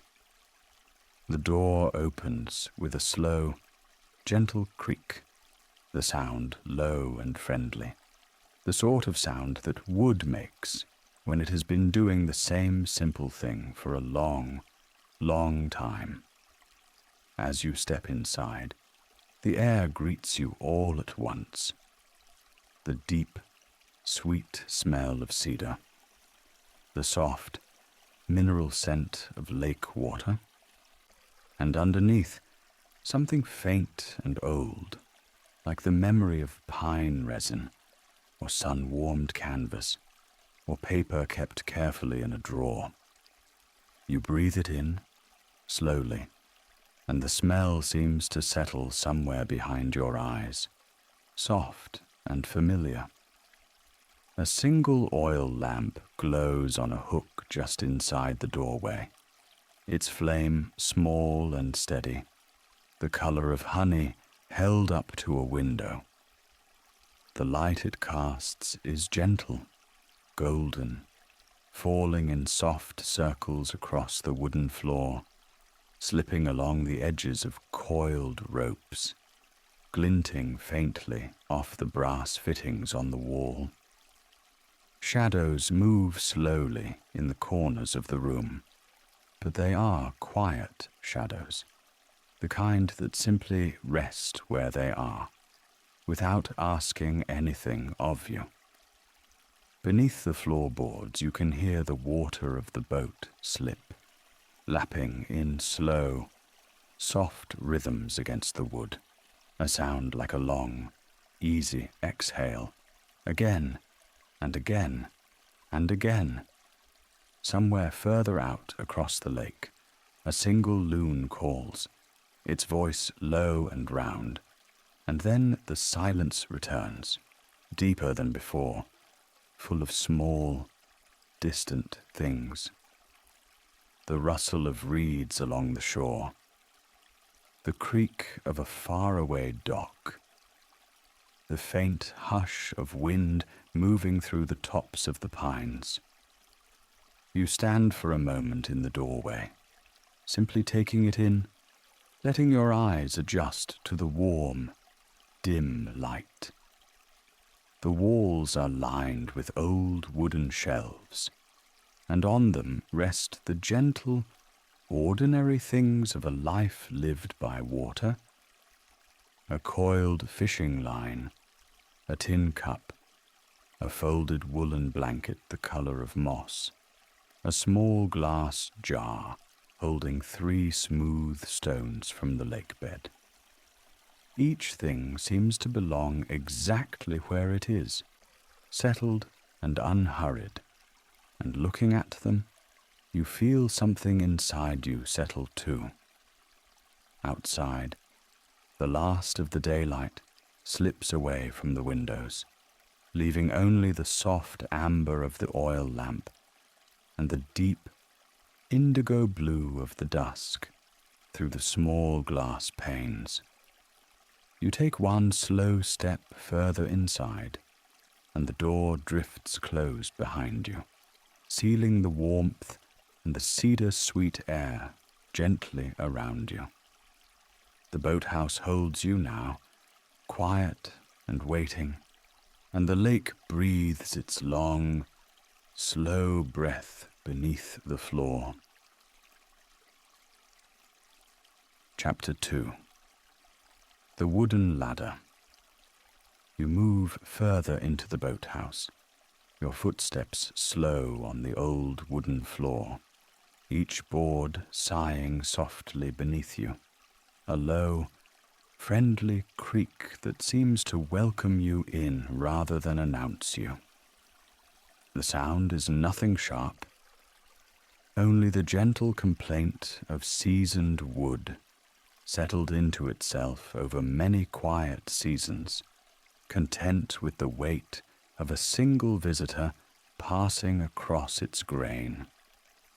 Beneath you, just below the boards, the water of the boat slip moves in its slow rhythm, lap and pause, lap and pause, the soft dark of it visible through the narrow seams between the planks. Across the room, in the far corner, you find the wooden ladder, leaning against the edge of an open square in the ceiling, its top disappearing into a soft pool of warmth and shadow above. The ladder is made of the same cedar as the rest of the boathouse, but its wood has a different quality. Darker, richer, polished by the touch of many hands over many years, until each rung shines faintly in the lamplight, smooth as a river stone. You can see, very faintly, the small dips worn into the centers of the rungs, where countless palms and bare feet have rested in their slow climbs upward. You reach out, and your hand finds the side rail of the ladder, and the wood is so smooth beneath your fingers that it feels almost soft, almost warm, like something that has been kept close and used gently for a very long time. There is no splinter, no rough edge, only this even, quiet smoothness, and you let your hand rest there for a moment, simply feeling it, simply noticing how kind the wood feels, how steady, how patient. You begin to climb, slowly, one rung, and then another, and then another. With each step, your hand slides up along the rail, and the wood is smooth, and smooth, and smooth, the same gentle texture rising with you. Beneath you, the sound of the water in the slip grows softer, its lapping more distant, a quiet murmur now, the way a stream sounds when you are walking away from it through tall grass. The boathouse below seems to settle further, the oil lamps glow softening, the shadows lengthening into something kind. As you climb, the air grows warmer, and you feel it on your face first, a gentle, dry warmth, the kind that gathers near a roof at the end of a long, slow day. It rises around you, soft as wool, carrying with it the deeper, sweeter scent of cedar and the faint, comforting smell of old wood that has held warmth in its grain for many summers. Each rung you climb brings you a little further into this warmth, a little further into the quiet, a little further from the small, lapping sounds of the water below. Your hand slides up the smooth rail again, and you place your foot on the next rung, and then the next, slowly, slowly, no need to rush, no need to count, only the simple, steady rhythm of climbing. The wood beneath your palms is so smooth, it feels almost like silk, smooth from 1,000 quiet hands before yours, smooth from years of slow ascents at the close of the day. You feel held by it, somehow, supported by all those gentle, unhurried climbs that came before. Near the top, the air is warmer still, and quieter still, and the sound of the lake below becomes the softest hush, like a long, slow breath being held just at the edge of sleep. You take one more rung, and one more, and the warm darkness of the loft above gathers around you, soft as a blanket waiting to be drawn up. The ladder stands steady beneath you, the wood smooth under your hand, and slowly, very slowly, you rise into the quiet. Chapter 3. The Round Window. You step from the last rung of the ladder onto the wooden floor of the loft, and the boards meet your feet with a soft, settled give, the kind of give that wood develops only after many quiet years of being walked upon gently. The whole loft is panelled in warm pine, the grain of it catching the light in long, honey-coloured lines. And as you stand for a moment, letting your eyes adjust, you notice how the wood seems to hold the warmth of the day inside it, the way a stone holds the sun long after the sun has gone.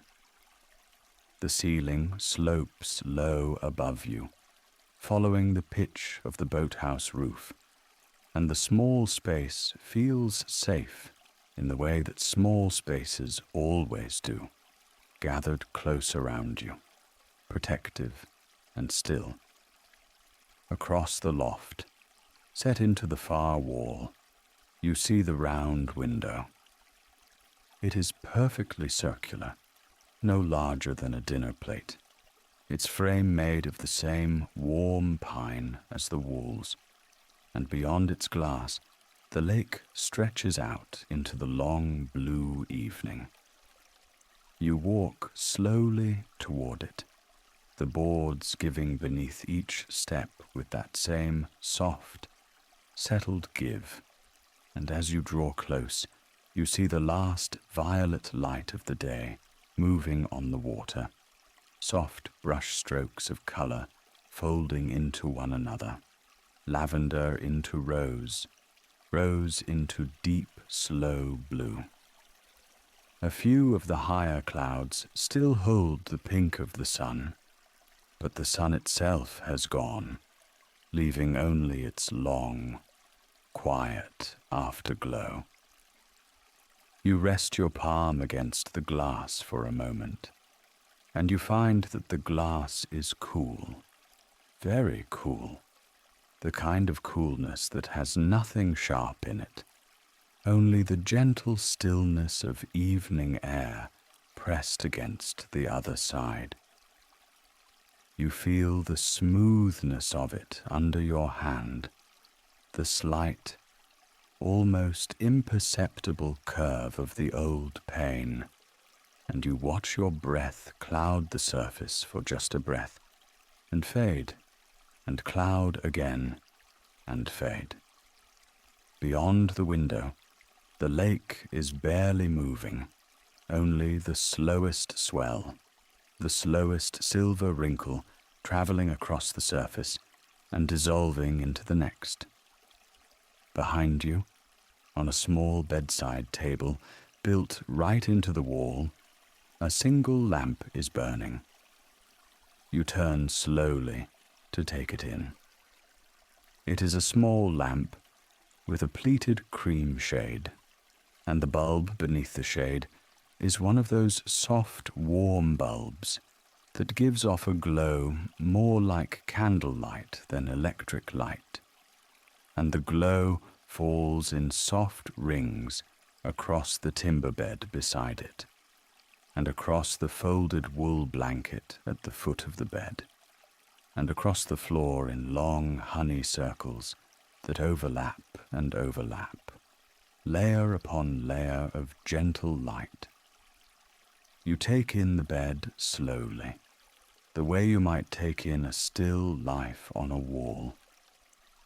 The bed frame is plain, low, made of the same warm pine. The headboard, a single smooth panel rising just a little above the pillow. The linen sheets are turned down already, crisp and pale, and the wool blanket folded at the foot is the soft grey of mourning doves, plump and patient, waiting. A second small pillow rests beside the first, and you can see the gentle weave of the linen pillowcases catching the lamplight in tiny crosshatches of glow. The round window holds the last of the violet light. The lamp holds its small, warm circles. The wood holds the day, and you stand for a long, quiet moment in the middle of all of it, the cool of the glass still on your fingertips, the warmth of the lamp on the side of your face, breathing the slow, pine-scented air of the loft, while outside the water grows darker, and the evening grows softer, and the world settles into its long, low hush. Chapter 4. Linen and Copper. You move slowly toward the bed, the warm pine boards soft beneath your feet, the lamp casting its pale honey rings across the floor as you cross. The loft is so quiet that you can hear the smallest sounds, the slight creak of timber settling, the faintest movement of water against the slip far below, sounds so soft they seem more like part of the silence than interruptions of it, woven in, gentle, slow. You reach the side of the bed, and you take the edge of the linen sheet between your fingers. The linen is cool at the surface, smooth, with that faint, slubbed texture that good linen always has, the tiny, soft irregularities of the weave, and you fold the sheet back slowly. the long, pale rectangle of it turning down across the wool blanket in one quiet motion. And as the sheet folds back, you feel it. The deep, settled warmth that has been waiting beneath. You lower your palm to the undersheet, and the linen there is warm, deeply warm, the warmth rising up through the cloth in a slow, steady glow. You reach down a little further, and you find it, the copper bed warmer that has been resting between the sheets, a long copper pan with a smooth wooden handle, its lid traced with small punched patterns. The copper is warm to the touch, not hot, only warm, the kind of warmth that comes from a slow fire long since banked, the kind of warmth that has had time to spread itself evenly through every fiber of the linen above and below. You lift the bed warmer carefully and set it on the hearthstone beside the bed, and the linen left behind glows with held heat, a gentle rectangle of warmth waiting for you. You sit on the edge of the bed, and the timber frame gives the smallest, most contented sound, and you slide your legs down between the warmed sheets, and the warmth meets you all at once, soft and even, wrapping around your calves, your knees, your thighs, the linen smooth against the skin, the warmth sinking inward in a long, slow welcome. You lie back against the pillow, and the linen pillowcase is cool where it touches your cheek, a gentle, lake air kind of cool, but everything below your shoulders is warm, deeply warm, the warmth held there by the wool blanket as it settles down across you. The wool blanket has weight to it, real weight, the patient weight of long fibers and slow weaving, and as it settles, you can feel it gather around you in soft folds. And in that warmth, you notice your feet beginning to soften, the small, held places in your feet, the arches, the soles, the spaces between your toes, they begin to let go, slowly, slowly, melting into the warmth of the linen beneath them. The warmth moves up a little into your ankles, and your ankles soften too, and the warmth rises gently into your calves, and your calves soften, the long muscles letting go, sinking into the warmed sheet, heavier and heavier, slower and slower. The cool air of the loft brushes your cheeks, light as a feather, while everything from your shoulders down rests warm and held. The lamp glows softly in its honey rings. The round window holds the last blue of the evening. The wool settles a little deeper. The linen warms a little more. You feel your feet soft and warm, and your calves soft and warm, sinking gently into the bed, and the bed holding you, slowly, patiently, as the loft grows quieter still, and the evening grows softer still, and you breathe out, long and slow, into the warm and waiting dark. Chapter 5. The weight of wool. You reach up, slowly, with one soft hand, and take hold of the edge of the wool blanket where it has been resting near your chest, and you draw it upward, slowly, until it covers your shoulders, until the soft hem brushes the underside of your chin, until the whole length of the blanket settles over you like a long, slow exhale. And the wool is heavy, gently heavy, the kind of weight that does not press but simply rests, the kind of weight that says, without words, you can stop holding yourself up now. I will hold you here.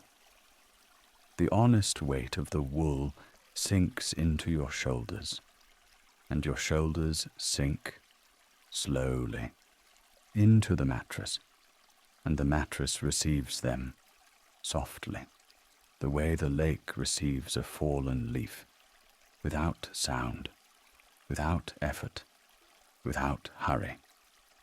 Below the floorboards, somewhere beneath the loft, the wooden boat shifts in its slip, a long, low creak of timber against rope, and the rope answers with a soft, slow groan, and then the boat settles again, the way you are settling, into the place that has been waiting for it all along. You feel the weight of the blanket on your chest now, rising and falling, slowly, with each long, slow breath. And the rising and the falling are the same rhythm as the water beneath the pilings, the same rhythm as the rope on the cleat, the same rhythm as the loft itself, breathing softly into the dusk. Your toes, which were already soft and warm, grow softer still, and the softness moves upward, slowly, into the arches of your feet, into the warm hollows of your ankles, and the ankles release gently into the wool.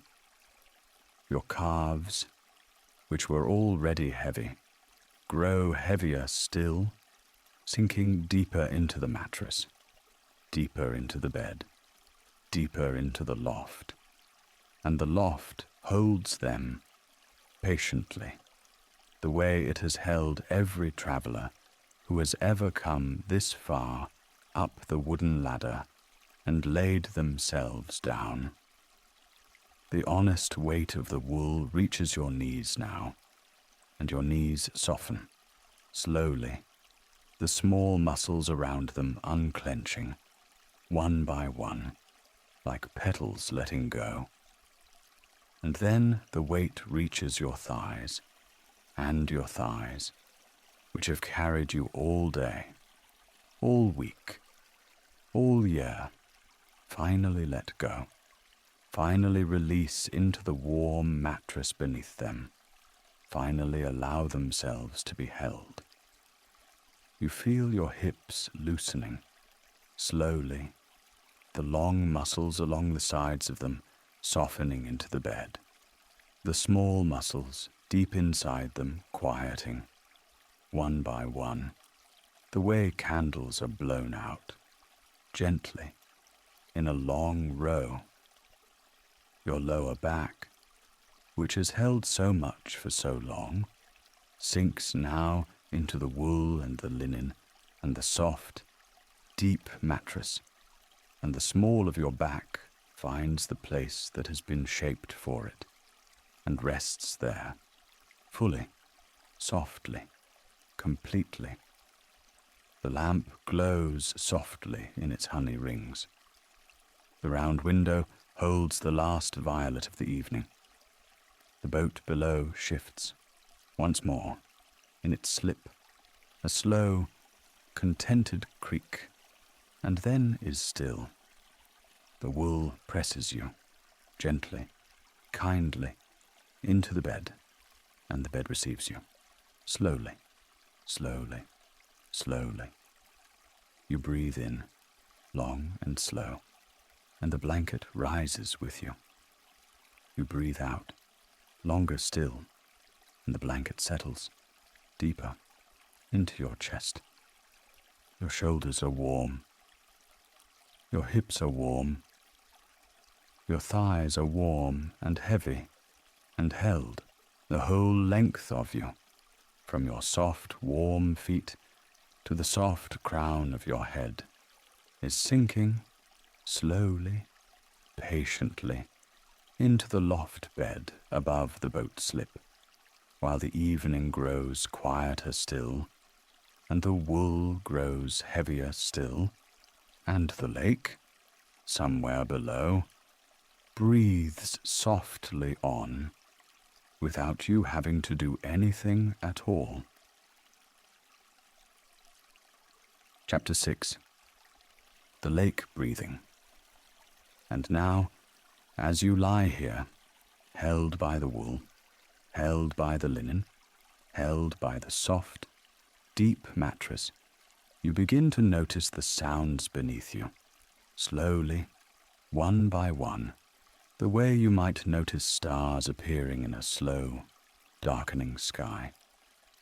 There is the sound of the water, first, moving against the pilings beneath the loft, a slow, soft lapping, in and out, in and out. And the water does not hurry, and the water does not pause. The water simply breathes, slowly, against the wood, the way the lake has breathed for 1,000 quiet evenings before this one. And then, beneath that, there is the sound of the rope, the long mooring rope tied to the iron cleat on the dock, and the rope creaks, softly, slowly, as the boat shifts in its slip, a long, low sound that rises and falls, rises and falls, in the same slow rhythm as the water, in the same slow rhythm as your breath. And then, beneath that, there is the sound of the boat itself, the soft groan of old wood settling against old wood, a sound so slow, so patient, so unhurried, that you feel your own breath slowing to meet it, slowly, slowly, slowly. The whole structure seems to breathe with the lake. The pilings breathe. The dock breathes. The boat breathes. The loft breathes. And you, here, beneath the honest weight of the wool, breathe with them, slowly, in and out, in and out. And with each long, slow exhale, something inside you unclenches, gently, the way a hand opens in sleep. Your stomach, which has held itself, quietly, for so much of the day, softens now, slowly, with the long, slow breath of the lake, and the small muscles around it loosen, one by one, slowly, slowly. You breathe in, long and slow, and the wool rises, gently, on your chest. You breathe out, longer still, and your chest sinks, slowly, deeper into the bed, and the place between your ribs grows soft and warm and quiet. Below, the water laps, slowly, against the pilings. The rope creaks, slowly, on the cleat. The boat groans, softly, in its slip. And your shoulders, which have carried so much, slowly, slowly, let go. You feel the long muscles along the tops of them softening, slowly, into the linen. You feel the small muscles deep within them quieting, slowly, the way the loft is quieting, the way the evening is quieting, the way the lake itself is quieting, slowly, slowly, into the warm dark. You breathe in, long and slow. You breathe out, longer still, The wool is heavy, the linen is warm, the mattress is deep. The lamp glows softly in its honey rings. The round window holds the last soft blue of the evening. And the lake, somewhere below, breathes on slowly, slowly, in and out, in and out. And you breathe with it, slowly, gently, without trying, without effort, without thought. Your stomach is soft. Your chest is soft. Your shoulders are soft and warm and held. The boat shifts, once, in its slip, a slow, contented creak, and then is still. The rope settles. The water laps, softer still, against the wood. And you sink, slowly, deeper into the bed, deeper into the loft, deeper into the long, slow breathing of the lake beneath you. You breathe in, slowly. You breathe out, slowly. The whole loft breathes with you. The whole evening breathes with you. The whole quiet, gentle world breathes with you. Slowly, slowly, slowly, into the warm and waiting dark. Chapter 7. Drifting on still water. The lamp on the small wooden shelf burns lower now, the flame no taller than a fingernail, the glow no wider than the warm circle of an open palm, and the soft amber light it casts across the rafters has thinned, slowly, slowly, into something closer to the color of honey held up to a candle.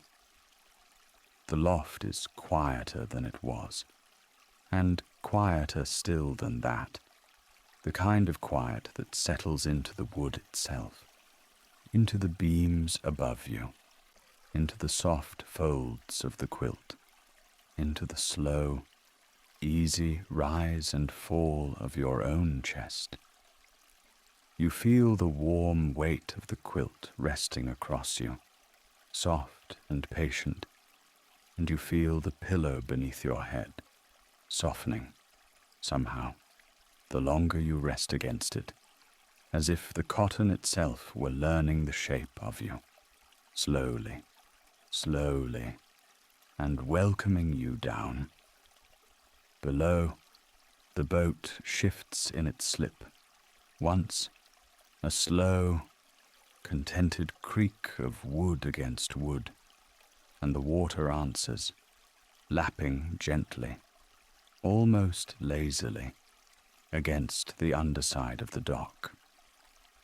The rocking that travels up through the floorboards is slower now than it was an hour ago, slower than it was a moment ago, and you sway with it, gently, the way a leaf might sway on a still pond, the way a feather might drift in unmoving air. Your body has grown easy against the bed, easy and warm, and as the boat sways, you sway, and as the water settles, you settle, and as the rope creaks once and then is still, you, too, are still. You feel your arms resting along the quilt, and they have grown heavy, slowly, the way warm sand grows heavy in an open hand, the way a cup of warm tea grows heavy when the steam has gone. Your arms rest where they are, and they ask nothing of you, and you ask nothing of them, and they grow heavier, slowly, slowly, into the soft cotton beneath them. Your hands, resting open and loose, have softened too, the fingers curled gently, the palms warm, the small bones easy and unhurried, and you feel them sinking, slowly, into the quilt into the bed, into the long, slow breathing of the loft. Your neck has softened against the pillow, the small muscles letting go, one by one, the way the day lets go of its last warm light at the edge of the lake. The pillow holds your head the way the lake holds the boat, gently, patiently, asking nothing, and you let it hold you, slowly, slowly, deeper. Your jaw, too, has grown loose and heavy, the small tightness behind your teeth softening, slowly, into nothing, the corners of your mouth easy, the breath moving slow and warm between your lips. The lamplight thins again, and the rafters above you grow gentler, the warm honey color fading, slowly, into a soft, low glow, the kind of glow that does not press against the eyes, the kind of glow that asks the eyes only to rest. You feel the warm weight on your chest, the quilt rising and falling with each slow breath, in slowly, and out slowly, in slowly, and out slowly, and the rocking of the boat below matches you, and the lapping of the water matches you, and the long, soft breathing of the loft matches you, slowly, slowly, slowly. The boat sways once, and you sway with it. The water laps softly, and you soften with it. The lamp burns lower, and you grow lower, deeper, slower, into the warm hollow of the bed, into the warm hollow of the loft, into the warm, waiting, gentle dark. Chapter 8.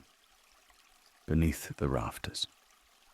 In that warm, waiting dark, the small flame settles lower still, no taller than a grain of rice, the glow no wider than a thumbprint, and then, gently, the loft fills, slowly, with the soft dark of a lakeside night, a dark that is warm, a dark that is kind, a dark that wraps around the rafters and the quilt and the slow, easy breathing of your chest.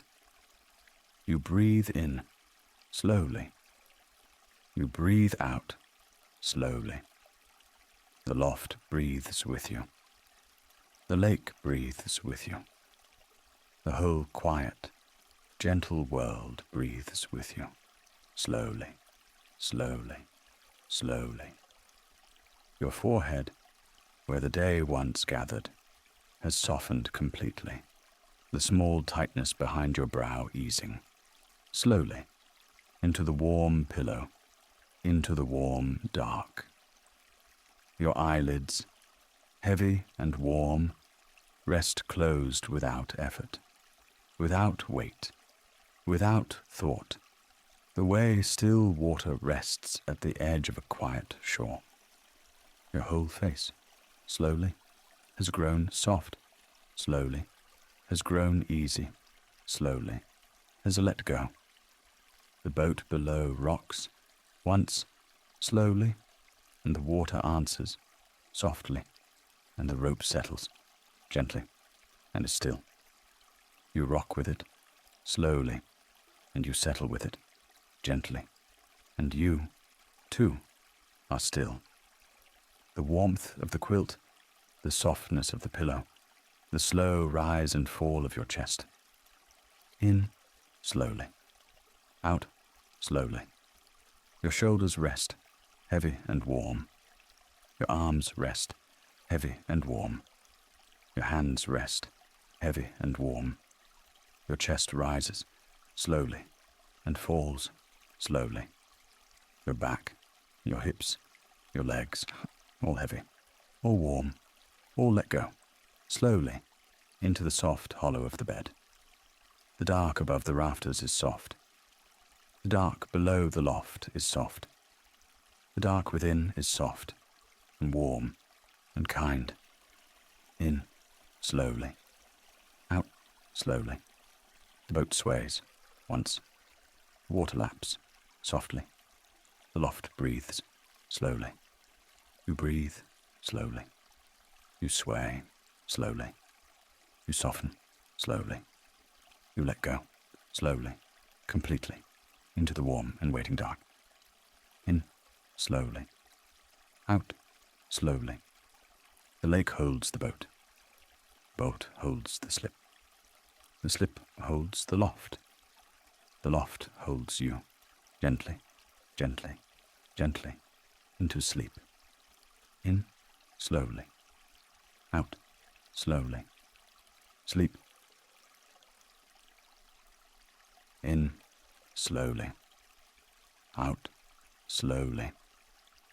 And as you rest there, held by the loft, held by the slip, held by the boat, held by the lake, you feel yourself drifting deeper still.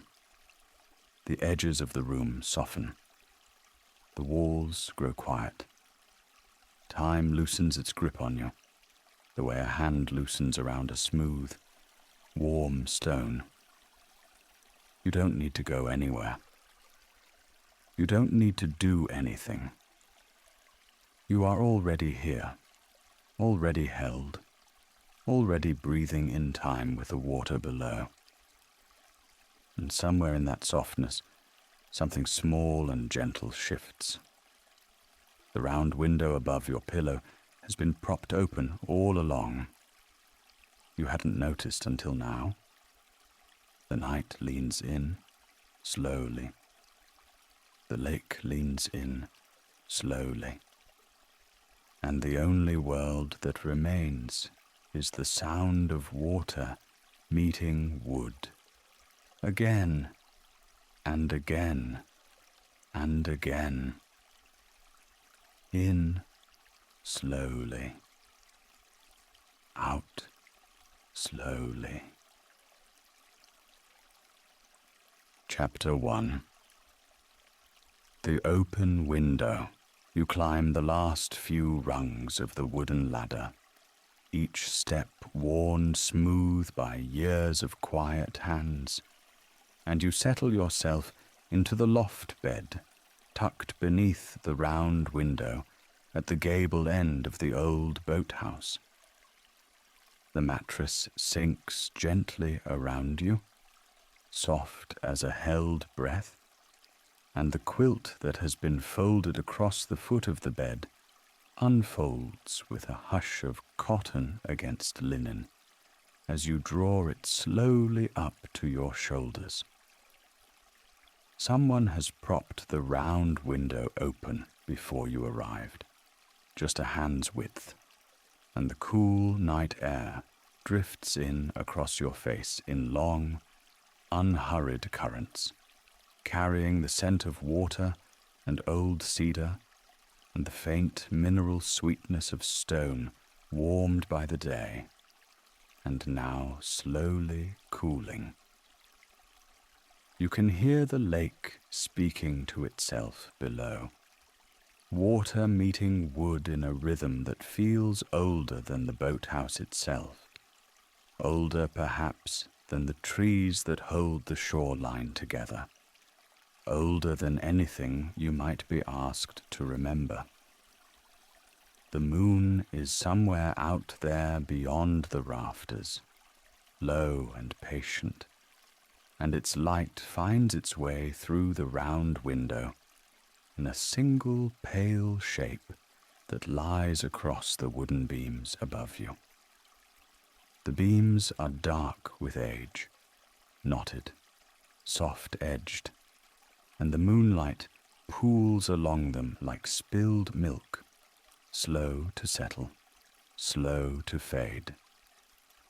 You let your eyes follow the long line of the rafter that runs from the peak of the roof down toward the wall. and you notice how the light dims gradually as it travels, growing thinner and thinner until it disappears altogether into the shadow where the wood meets the eaves. Below you, far below the loft floor, the lake breathes. You can hear it lifting and falling against the pilings, a sound so soft it might be the breath of a sleeping animal, a slow inhale that draws the water up against the wood, and a slower exhale that lets it slip away again. The boathouse rocks almost imperceptibly with the movement, a sway you feel more in your bones than in your ears, and the quilt across your chest seems to rise and fall with it, as if the whole building has been gently rehearsing the act of sleep for 100 years, and is content now to teach you. The night air slips through the open window and across your forehead, cool and clean, the way water from a deep well is cool and clean, and you find that you do not mind the coolness at all, because the quilt holds the warmth of you close beneath it, and the meeting of the cool air above and the soft warmth below feels like the simplest, kindest balance there is. Somewhere far across the water, a loon calls once, low and round, and then is quiet again. You hear an owl in the pines beyond the boathouse, 2 long notes spaced apart by a long, comfortable silence. Nothing hurries here. Nothing arrives or departs with any sense of urgency. Even the moonlight, you notice, takes its time moving along the rafters, shifting only by the smallest fraction as the night turns slowly on its great quiet wheel. You let your head settle deeper into the pillow, which smells faintly of sun-dried linen and the lavender sachet someone tucked inside its case long ago. You let your shoulders soften. You let the sound of the lake become the size of the room, and then the size of your breath, and then the size of nothing in particular at all. Above you, the rafters hold their pale ribbon of moonlight, and the open window keeps its small, steady promise of cool night air. And the lake below keeps speaking, gently, gently, in the language it has been speaking since long before the boathouse was ever built. Chapter 2. Water against wood. The lake below you lifts and falls, and you let your attention drift down through the floorboards of the loft, down through the wide, rough-cut planks of the boathouse floor, down to the place where the pilings meet the water. You can hear it clearly now, the meeting itself, each small wave rising up against the timbers and finding the wood and pressing softly against it before drawing back again. The sound is hollow in the way that old wood is always hollow, a low, gentle knock that is not really a knock at all, more like a breath touching a surface, more like a hand resting briefly upon a door frame before moving on. The pattern is uneven, and you notice this without minding it, the way the waves do not arrive in any strict measure, but instead come in their own quiet, rambling rhythm, sometimes three close together, sometimes one alone with a long pause before the next, sometimes a long pause that stretches almost into stillness before the lake remembers itself again.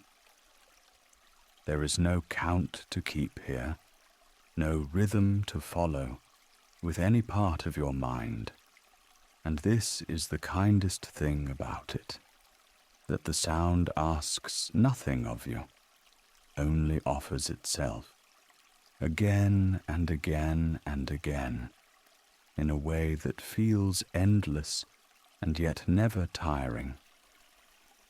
The pilings beneath the boathouse are old.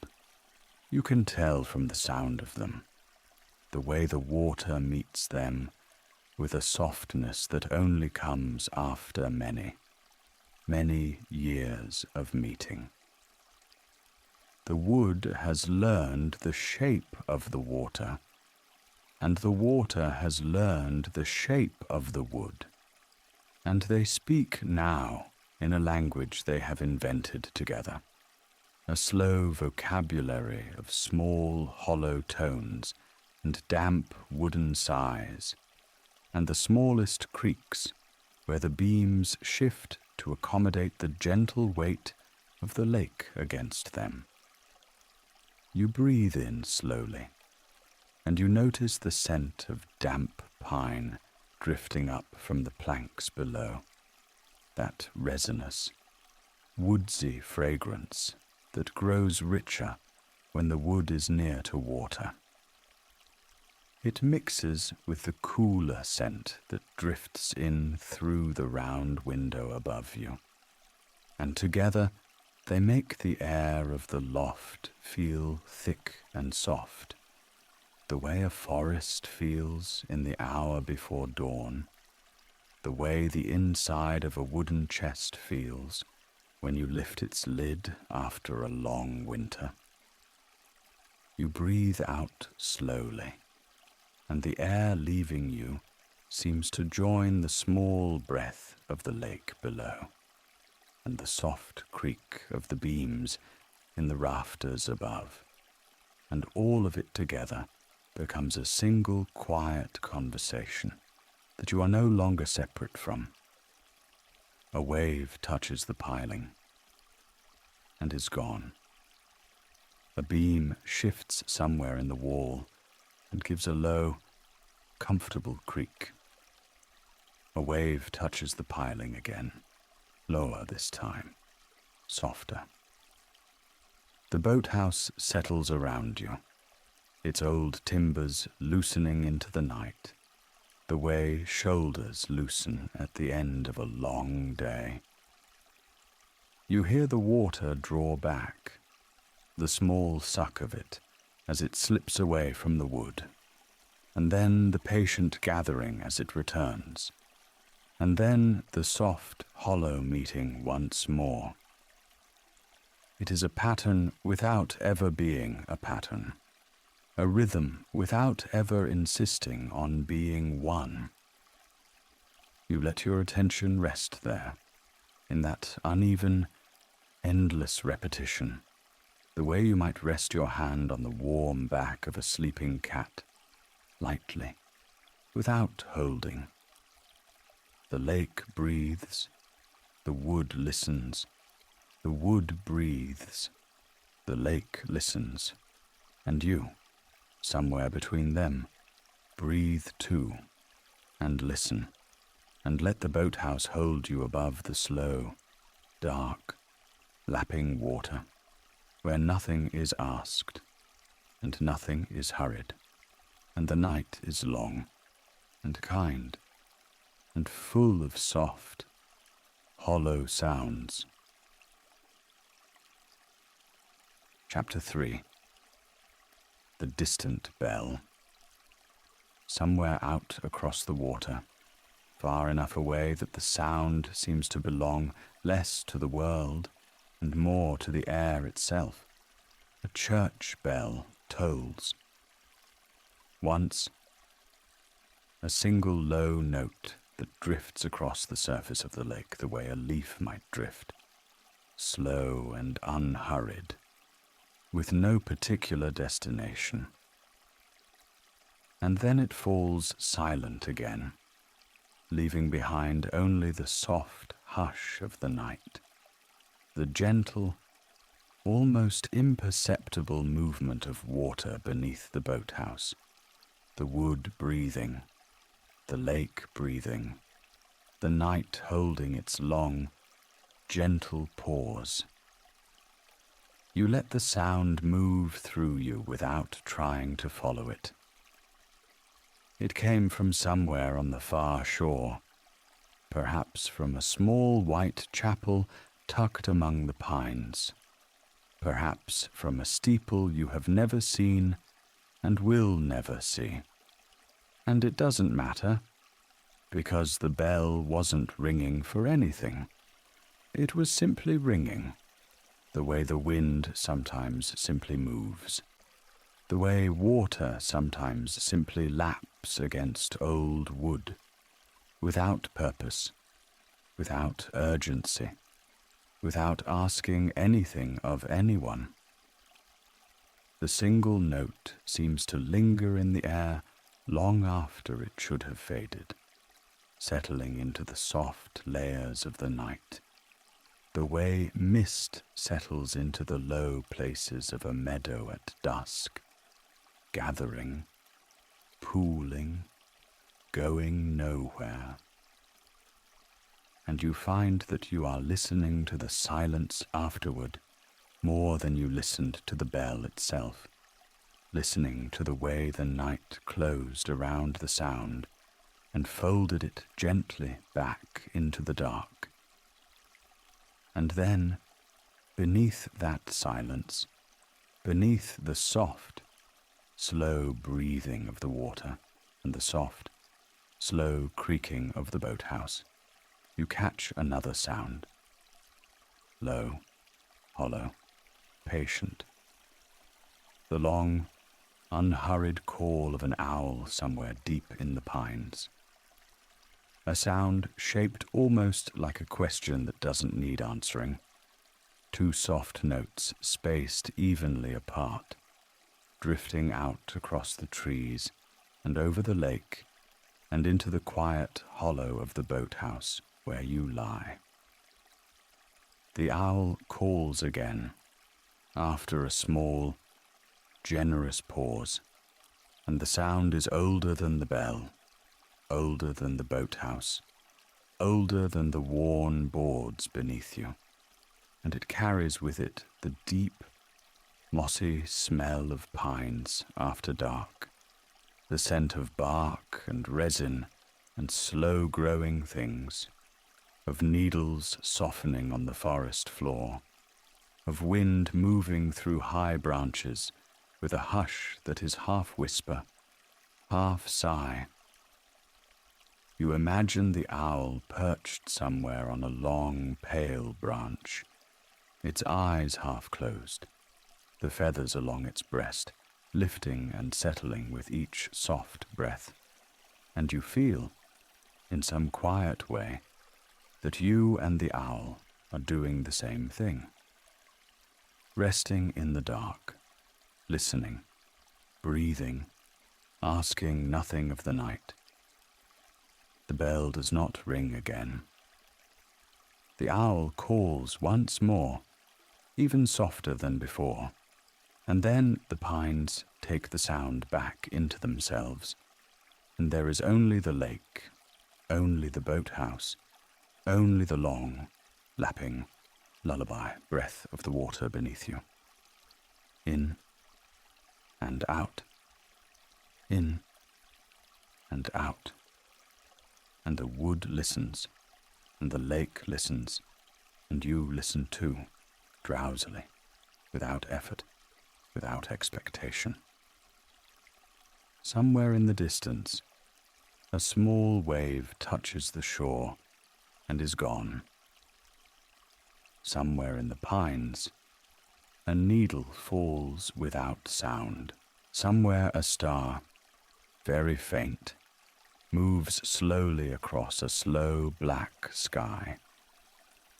And the night does not notice, and the lake does not notice, and you do not need to notice either. You only need to be here, in this floating wooden room, with the long hush of pines around you, and the soft cradle of water beneath you, and the kind, dark, patient sky settling lower and lower, the way a great soft hand might settle over the world to quiet it for sleep. Chapter 4. Cool air on the blanket. The night has grown a little cooler now, the way nights beside water always do, the air settling slowly down off the surface of the lake and finding its way through the open window, drifting in soft, weightless currents that move across the bed without urgency, without sound, brushing your cheek the way a feather might brush it, lightly, almost as a kindness. You feel the cool air gather along the edge of your shoulder, along the curve of your jaw, along the small warm place behind your ear, and without thinking, without effort, you reach down and draw the soft wool blanket up, slowly, with your fingertips finding the soft, slightly nubby weave of it, the small, warm thickness of it, the way it folds easily over your shoulders and tucks itself there as if it had always meant to be there. The blanket is heavy in the gentlest possible way, a slow, soft weight that settles down across your chest and down across your arms and down across your legs. And as it settles, it traps a thin, kind warmth against your skin, a warmth that feels almost like the memory of sunlight, gathered earlier in the day and saved for this exact slow moment. You feel the warmth begin first in the small of your back, where the wool presses softly against you, a quiet warmth, not hot, not sharp, only soft, only gentle, only there. And slowly, the warmth begins to move, the way warmth always moves in a still body at the end of a long day, drifting downward, downward, down through your hips, down through your thighs, down through the long, quiet length of your legs. It moves so slowly you can almost follow it. A soft warmth in your hips that loosens something there, a soft warmth along your thighs that lets them grow heavy against the mattress, a soft warmth behind your knees, where the blanket folds gently across them, and a soft warmth moving down your calves, the way warm water moves down a smooth, slow river. And then, after a long, drowsy while, the warmth gathers in your feet. Slowly, certainly, patiently, pooling there the way late afternoon light pools in the bottom of a quiet room, filling the small spaces between your toes, settling along the soles of your feet, wrapping around your ankles like a soft pair of unseen hands. And your feet, which had been a little cool, grow heavy and warm, and the heaviness moves slowly back up through your legs, gentle, gentle, gentle. You feel your shoulders soften beneath the blanket. You feel your jaw soften. You feel the small space between your eyebrows soften, smoothing the way water smooths a surface that has been quietly stirred and is now coming back to rest.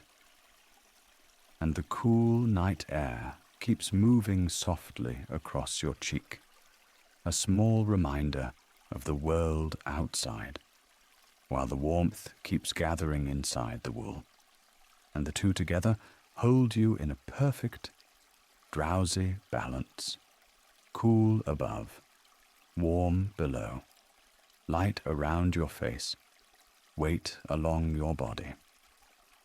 Below the boathouse, the lake continues its quiet breathing, slow and unbroken, in and out, in and out, and the wood breathes with it, and the wool breathes with it, and your own breath, without your needing to guide it, slows to match. Your chest rising softly beneath the blanket, your chest falling softly beneath the blanket, the warmth deepening with each slow breath, the night growing kinder with each slow breath, the lake growing quieter with each slow breath. And you lie there, warm and held, while the cool air drifts gently in, and the lake breathes gently below, and the long, soft, dark night settles slowly around you. Slowly, slowly, slowly.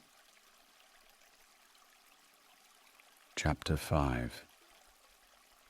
Finding the lake's tempo, and you lie there, warm beneath the blanket, the cool night air drifting gently across your face, the lake breathing slowly below the open window, in and out, against the old wood of the pilings, in and out, against the dark and patient water, and your own breath, without effort, without your asking it to, finds the same slow rhythm, rising as the water rises, falling as the water falls, rising softly, falling softly, slowly, slowly, slowly.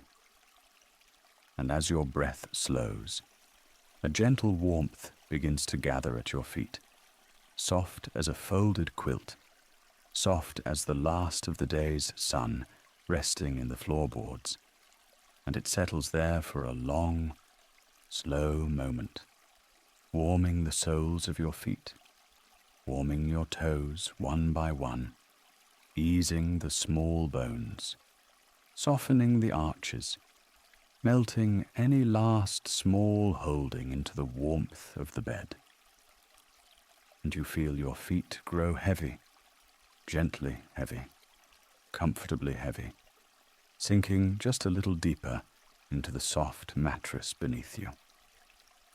And the warmth begins, slowly, to travel upward, moving through your ankles, smoothing the small hinges there, loosening any quiet tightness, and on into your calves, soft and slow, like warm water pooling, like a low tide rising gently against the shore, the muscles softening as the warmth passes, the long lines of your shins growing easy and still, your calves growing heavy beneath the blanket, heavy and warm, heavy and warm. And outside the window, the lake keeps its patient count, the small waves moving against the pilings in their long, slow tempo, in and out, in and out, and your breath, still without effort, still without your asking, keeps the same slow time, the same gentle rising, the same gentle falling, and the warmth keeps rising too, slowly, slowly, into your knees. Soft pools of heat gathering behind each knee, smoothing the bend, softening the joint, warming the place where the long bones meet, and your knees grow easy, grow heavy, grow still. Through the curtain, the cool air drifts in soft and clean, smelling faintly of pine and of cold water and of old wood that has held 1,000 summers. And the curtain stirs once, lazily, then settles again, and the dark room holds you in its quiet, and the lake holds the night in its quiet, and your slow breath holds you in its quiet. All of it together, all of it slow, all of it kind. And the warmth keeps rising, slowly, slowly, into your thighs. Long muscles softening from the inside out, growing warm and heavy beneath the blanket. The long lines of you growing longer, growing softer, growing slower. The small held places easing one by one. The day's small efforts melting gently away, sinking into the mattress, sinking into the warmth, sinking into the slow tempo of the lug, breathing in and out below.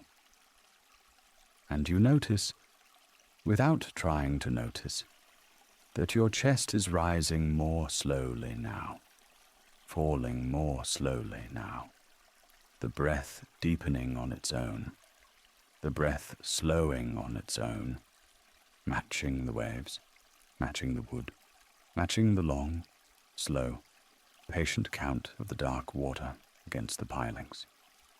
In and out, in and out, slowly, slowly, slowly. And the warmth has reached the tops of your thighs now, and your legs lie heavy and easy and warm beneath the blanket.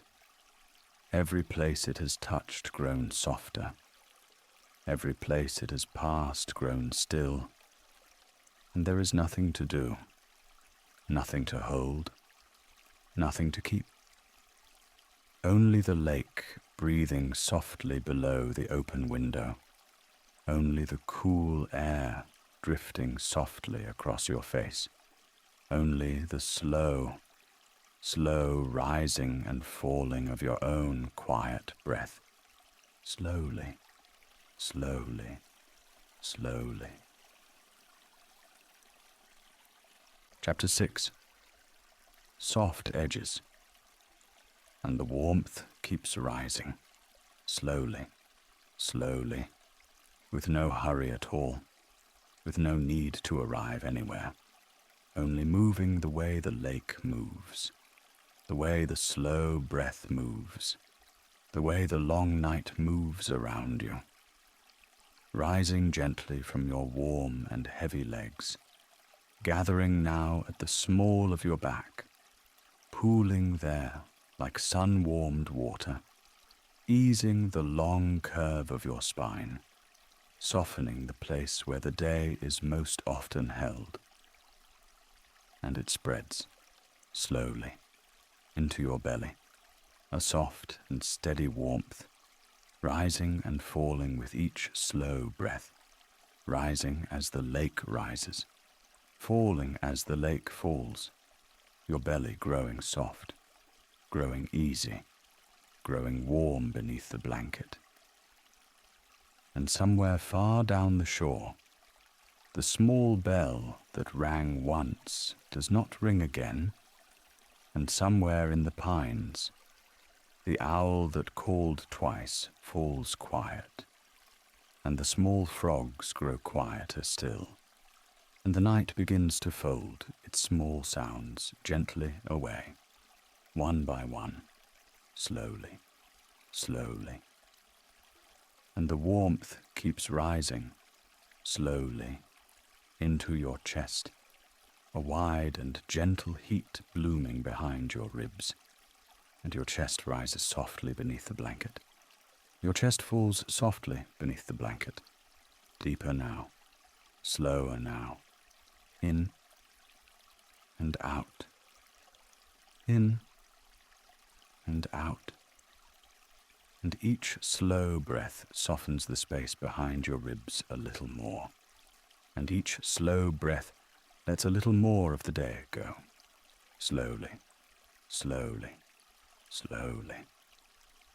And you notice, without effort, that the small sounds of the night have nearly all faded now. The bell is gone, the owl is gone, the frogs are quiet, the wind in the high pines is quiet, the loose board on the dock is quiet, and only the lake remains, breathing in, breathing out, against the old wood of the pilings, in and out, in and out, patient and slow, slow and patient, the long, soft heartbeat of the dark water below the open window, and the warmth keeps rising, slowly, into your shoulders, easing the long shelves of them, smoothing the small held places at the tops, softening the long lines down to your arms, and your shoulders sink, gently, a little further into the soft pillow, a little further into the soft mattress, a little further into the long, kind quiet of the room. And your arms lie heavy beside you, warm and heavy, heavy and warm, the small warmth moving down the long bones, down to your elbows, down to your wrists, down to the soft palms of your hands, down to the small ends of your fingers, every place it touches growing soft, every place it passes growing still.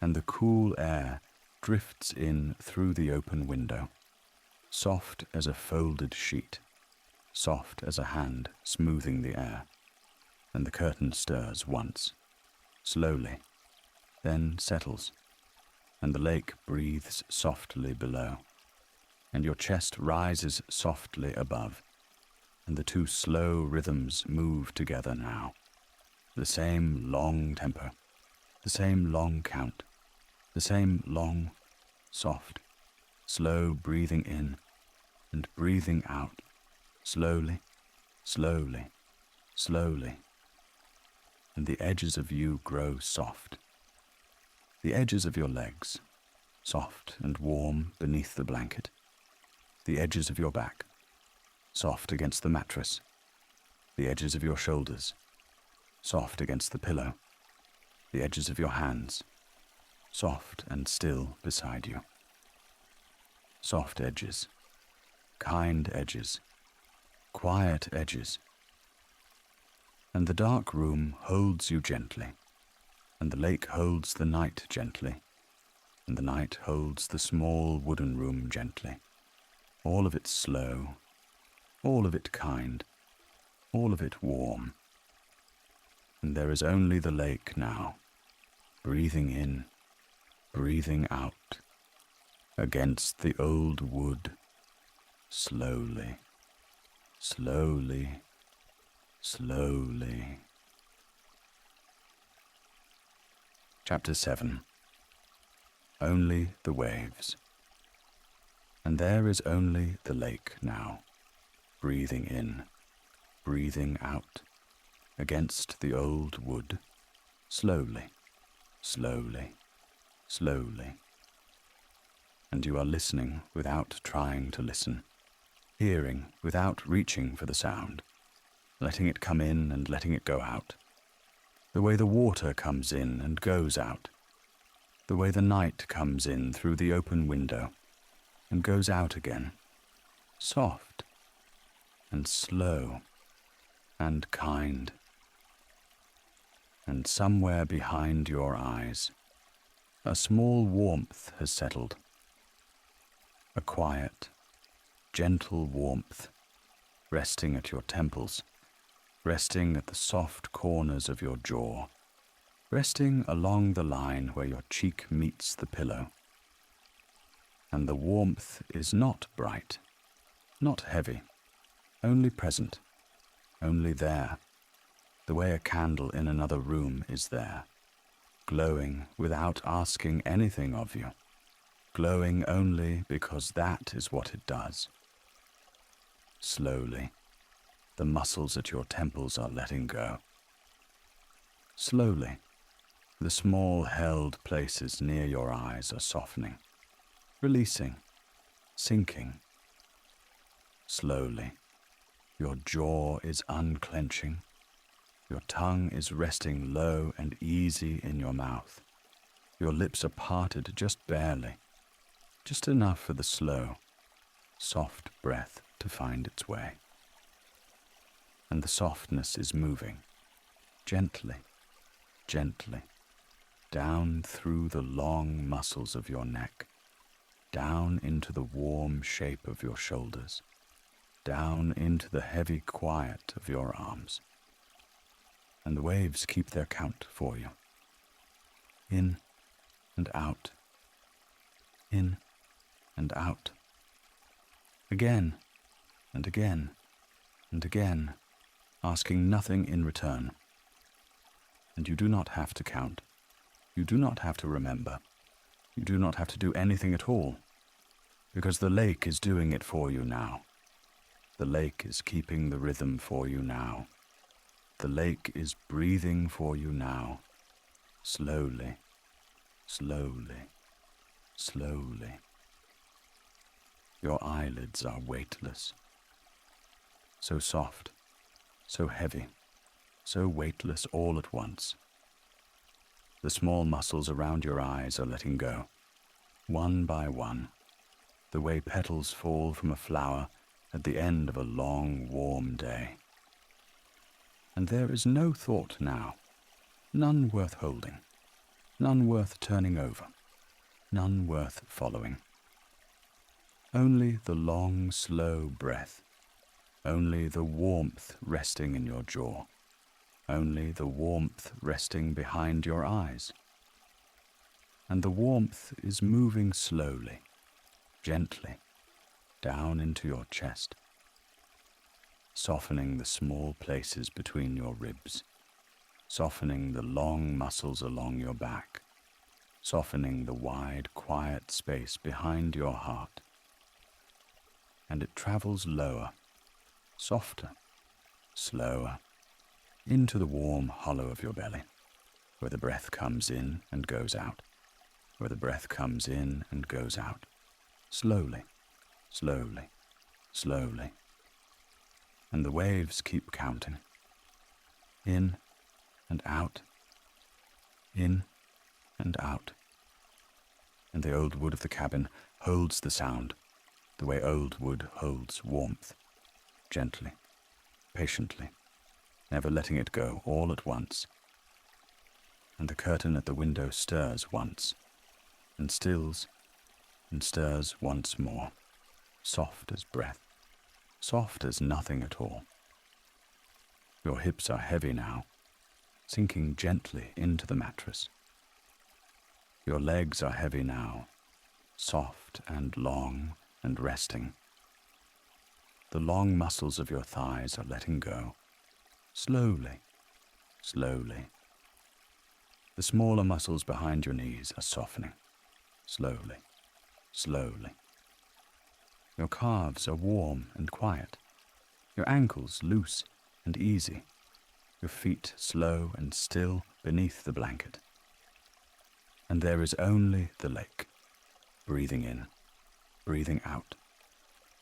Only the warmth at your temples, only the warmth in your jaw, only the soft weight of your eyelids, only the long, slow breath, again and again and again, asking nothing in return, asking nothing at all. Slowly, slowly, slowly. Chapter 8. Breathing with the lake. And the room is thinning now. The small wooden room, the soft dark walls, the curtain at the open window. Thinning, softening, fade in, the way a quiet song fades at the end of a long day. Slowly, slowly, slowly. There is only breath now, and water, and breath, and water. In and out, in and out. The lake is breathing for you, and you are breathing with the lake. Slowly, slowly, slowly. In and out, soft and slow. In and out. The walls are far away now, soft and far. The ceiling is far, soft and far. The floor is far, soft and far. And the bed is holding you gently, the way the lake holds the moon on its still water. Gently, gently, gently. In and out. The waves are quieter now, softer now, farther now. A small sound dissolving into the dark. A small sound becoming the dark. A small sound becoming nothing at all. Only a hush, only a hush, only a hush at the edge of hearing. In and out. Your breath is slow. Your breath is soft. Your breath is slow. There's warmth around you. Soft warmth, kind warmth, quiet warmth. And the warmth is slow. The warmth is gentle. The warmth is the only thing left. Slowly, slowly, slowly. In and out. The open window. The slow water. The soft dark. Quiet room. In and out. You are heavy and soft. Heavy and soft. Heavy and soft. In and out. Slowly. Slowly. Slowly. The lake is far now. The cabin is far now. The night is far now. And you are here. Only soft. Only slow. Only warm. In and out. There is no thought, no shape, no story, only breath, only warmth, only the slow, soft pull of sleep, drawing in, drawing in, drawing in and out, slowly, slowly, slowly. The water at the old wood, almost nothing now. Curtain at the window, almost nothing now. Small dark room. Almost nothing now. Only breath. Only breath. In and out. Slowly. Slowly. Slowly. And sleep is arriving. Soft as the water on the wood. Soft as the breath at your lips. Soft as the dark behind your eyes. Arriving without sound. Arriving without signal. Arriving slowly, slowly, slowly. In and out. The waves are gone now, or you are gone into them. It does not matter. It does not matter. It does not matter at all. In and out. Soft and slow. Soft and slow. In and out. Slowly, slowly.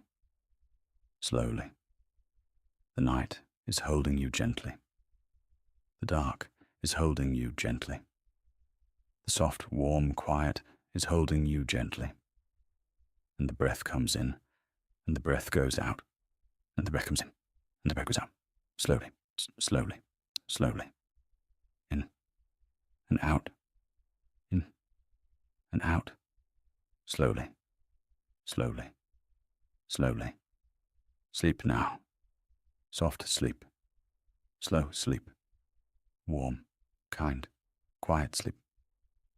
In and out. Slowly. Slowly.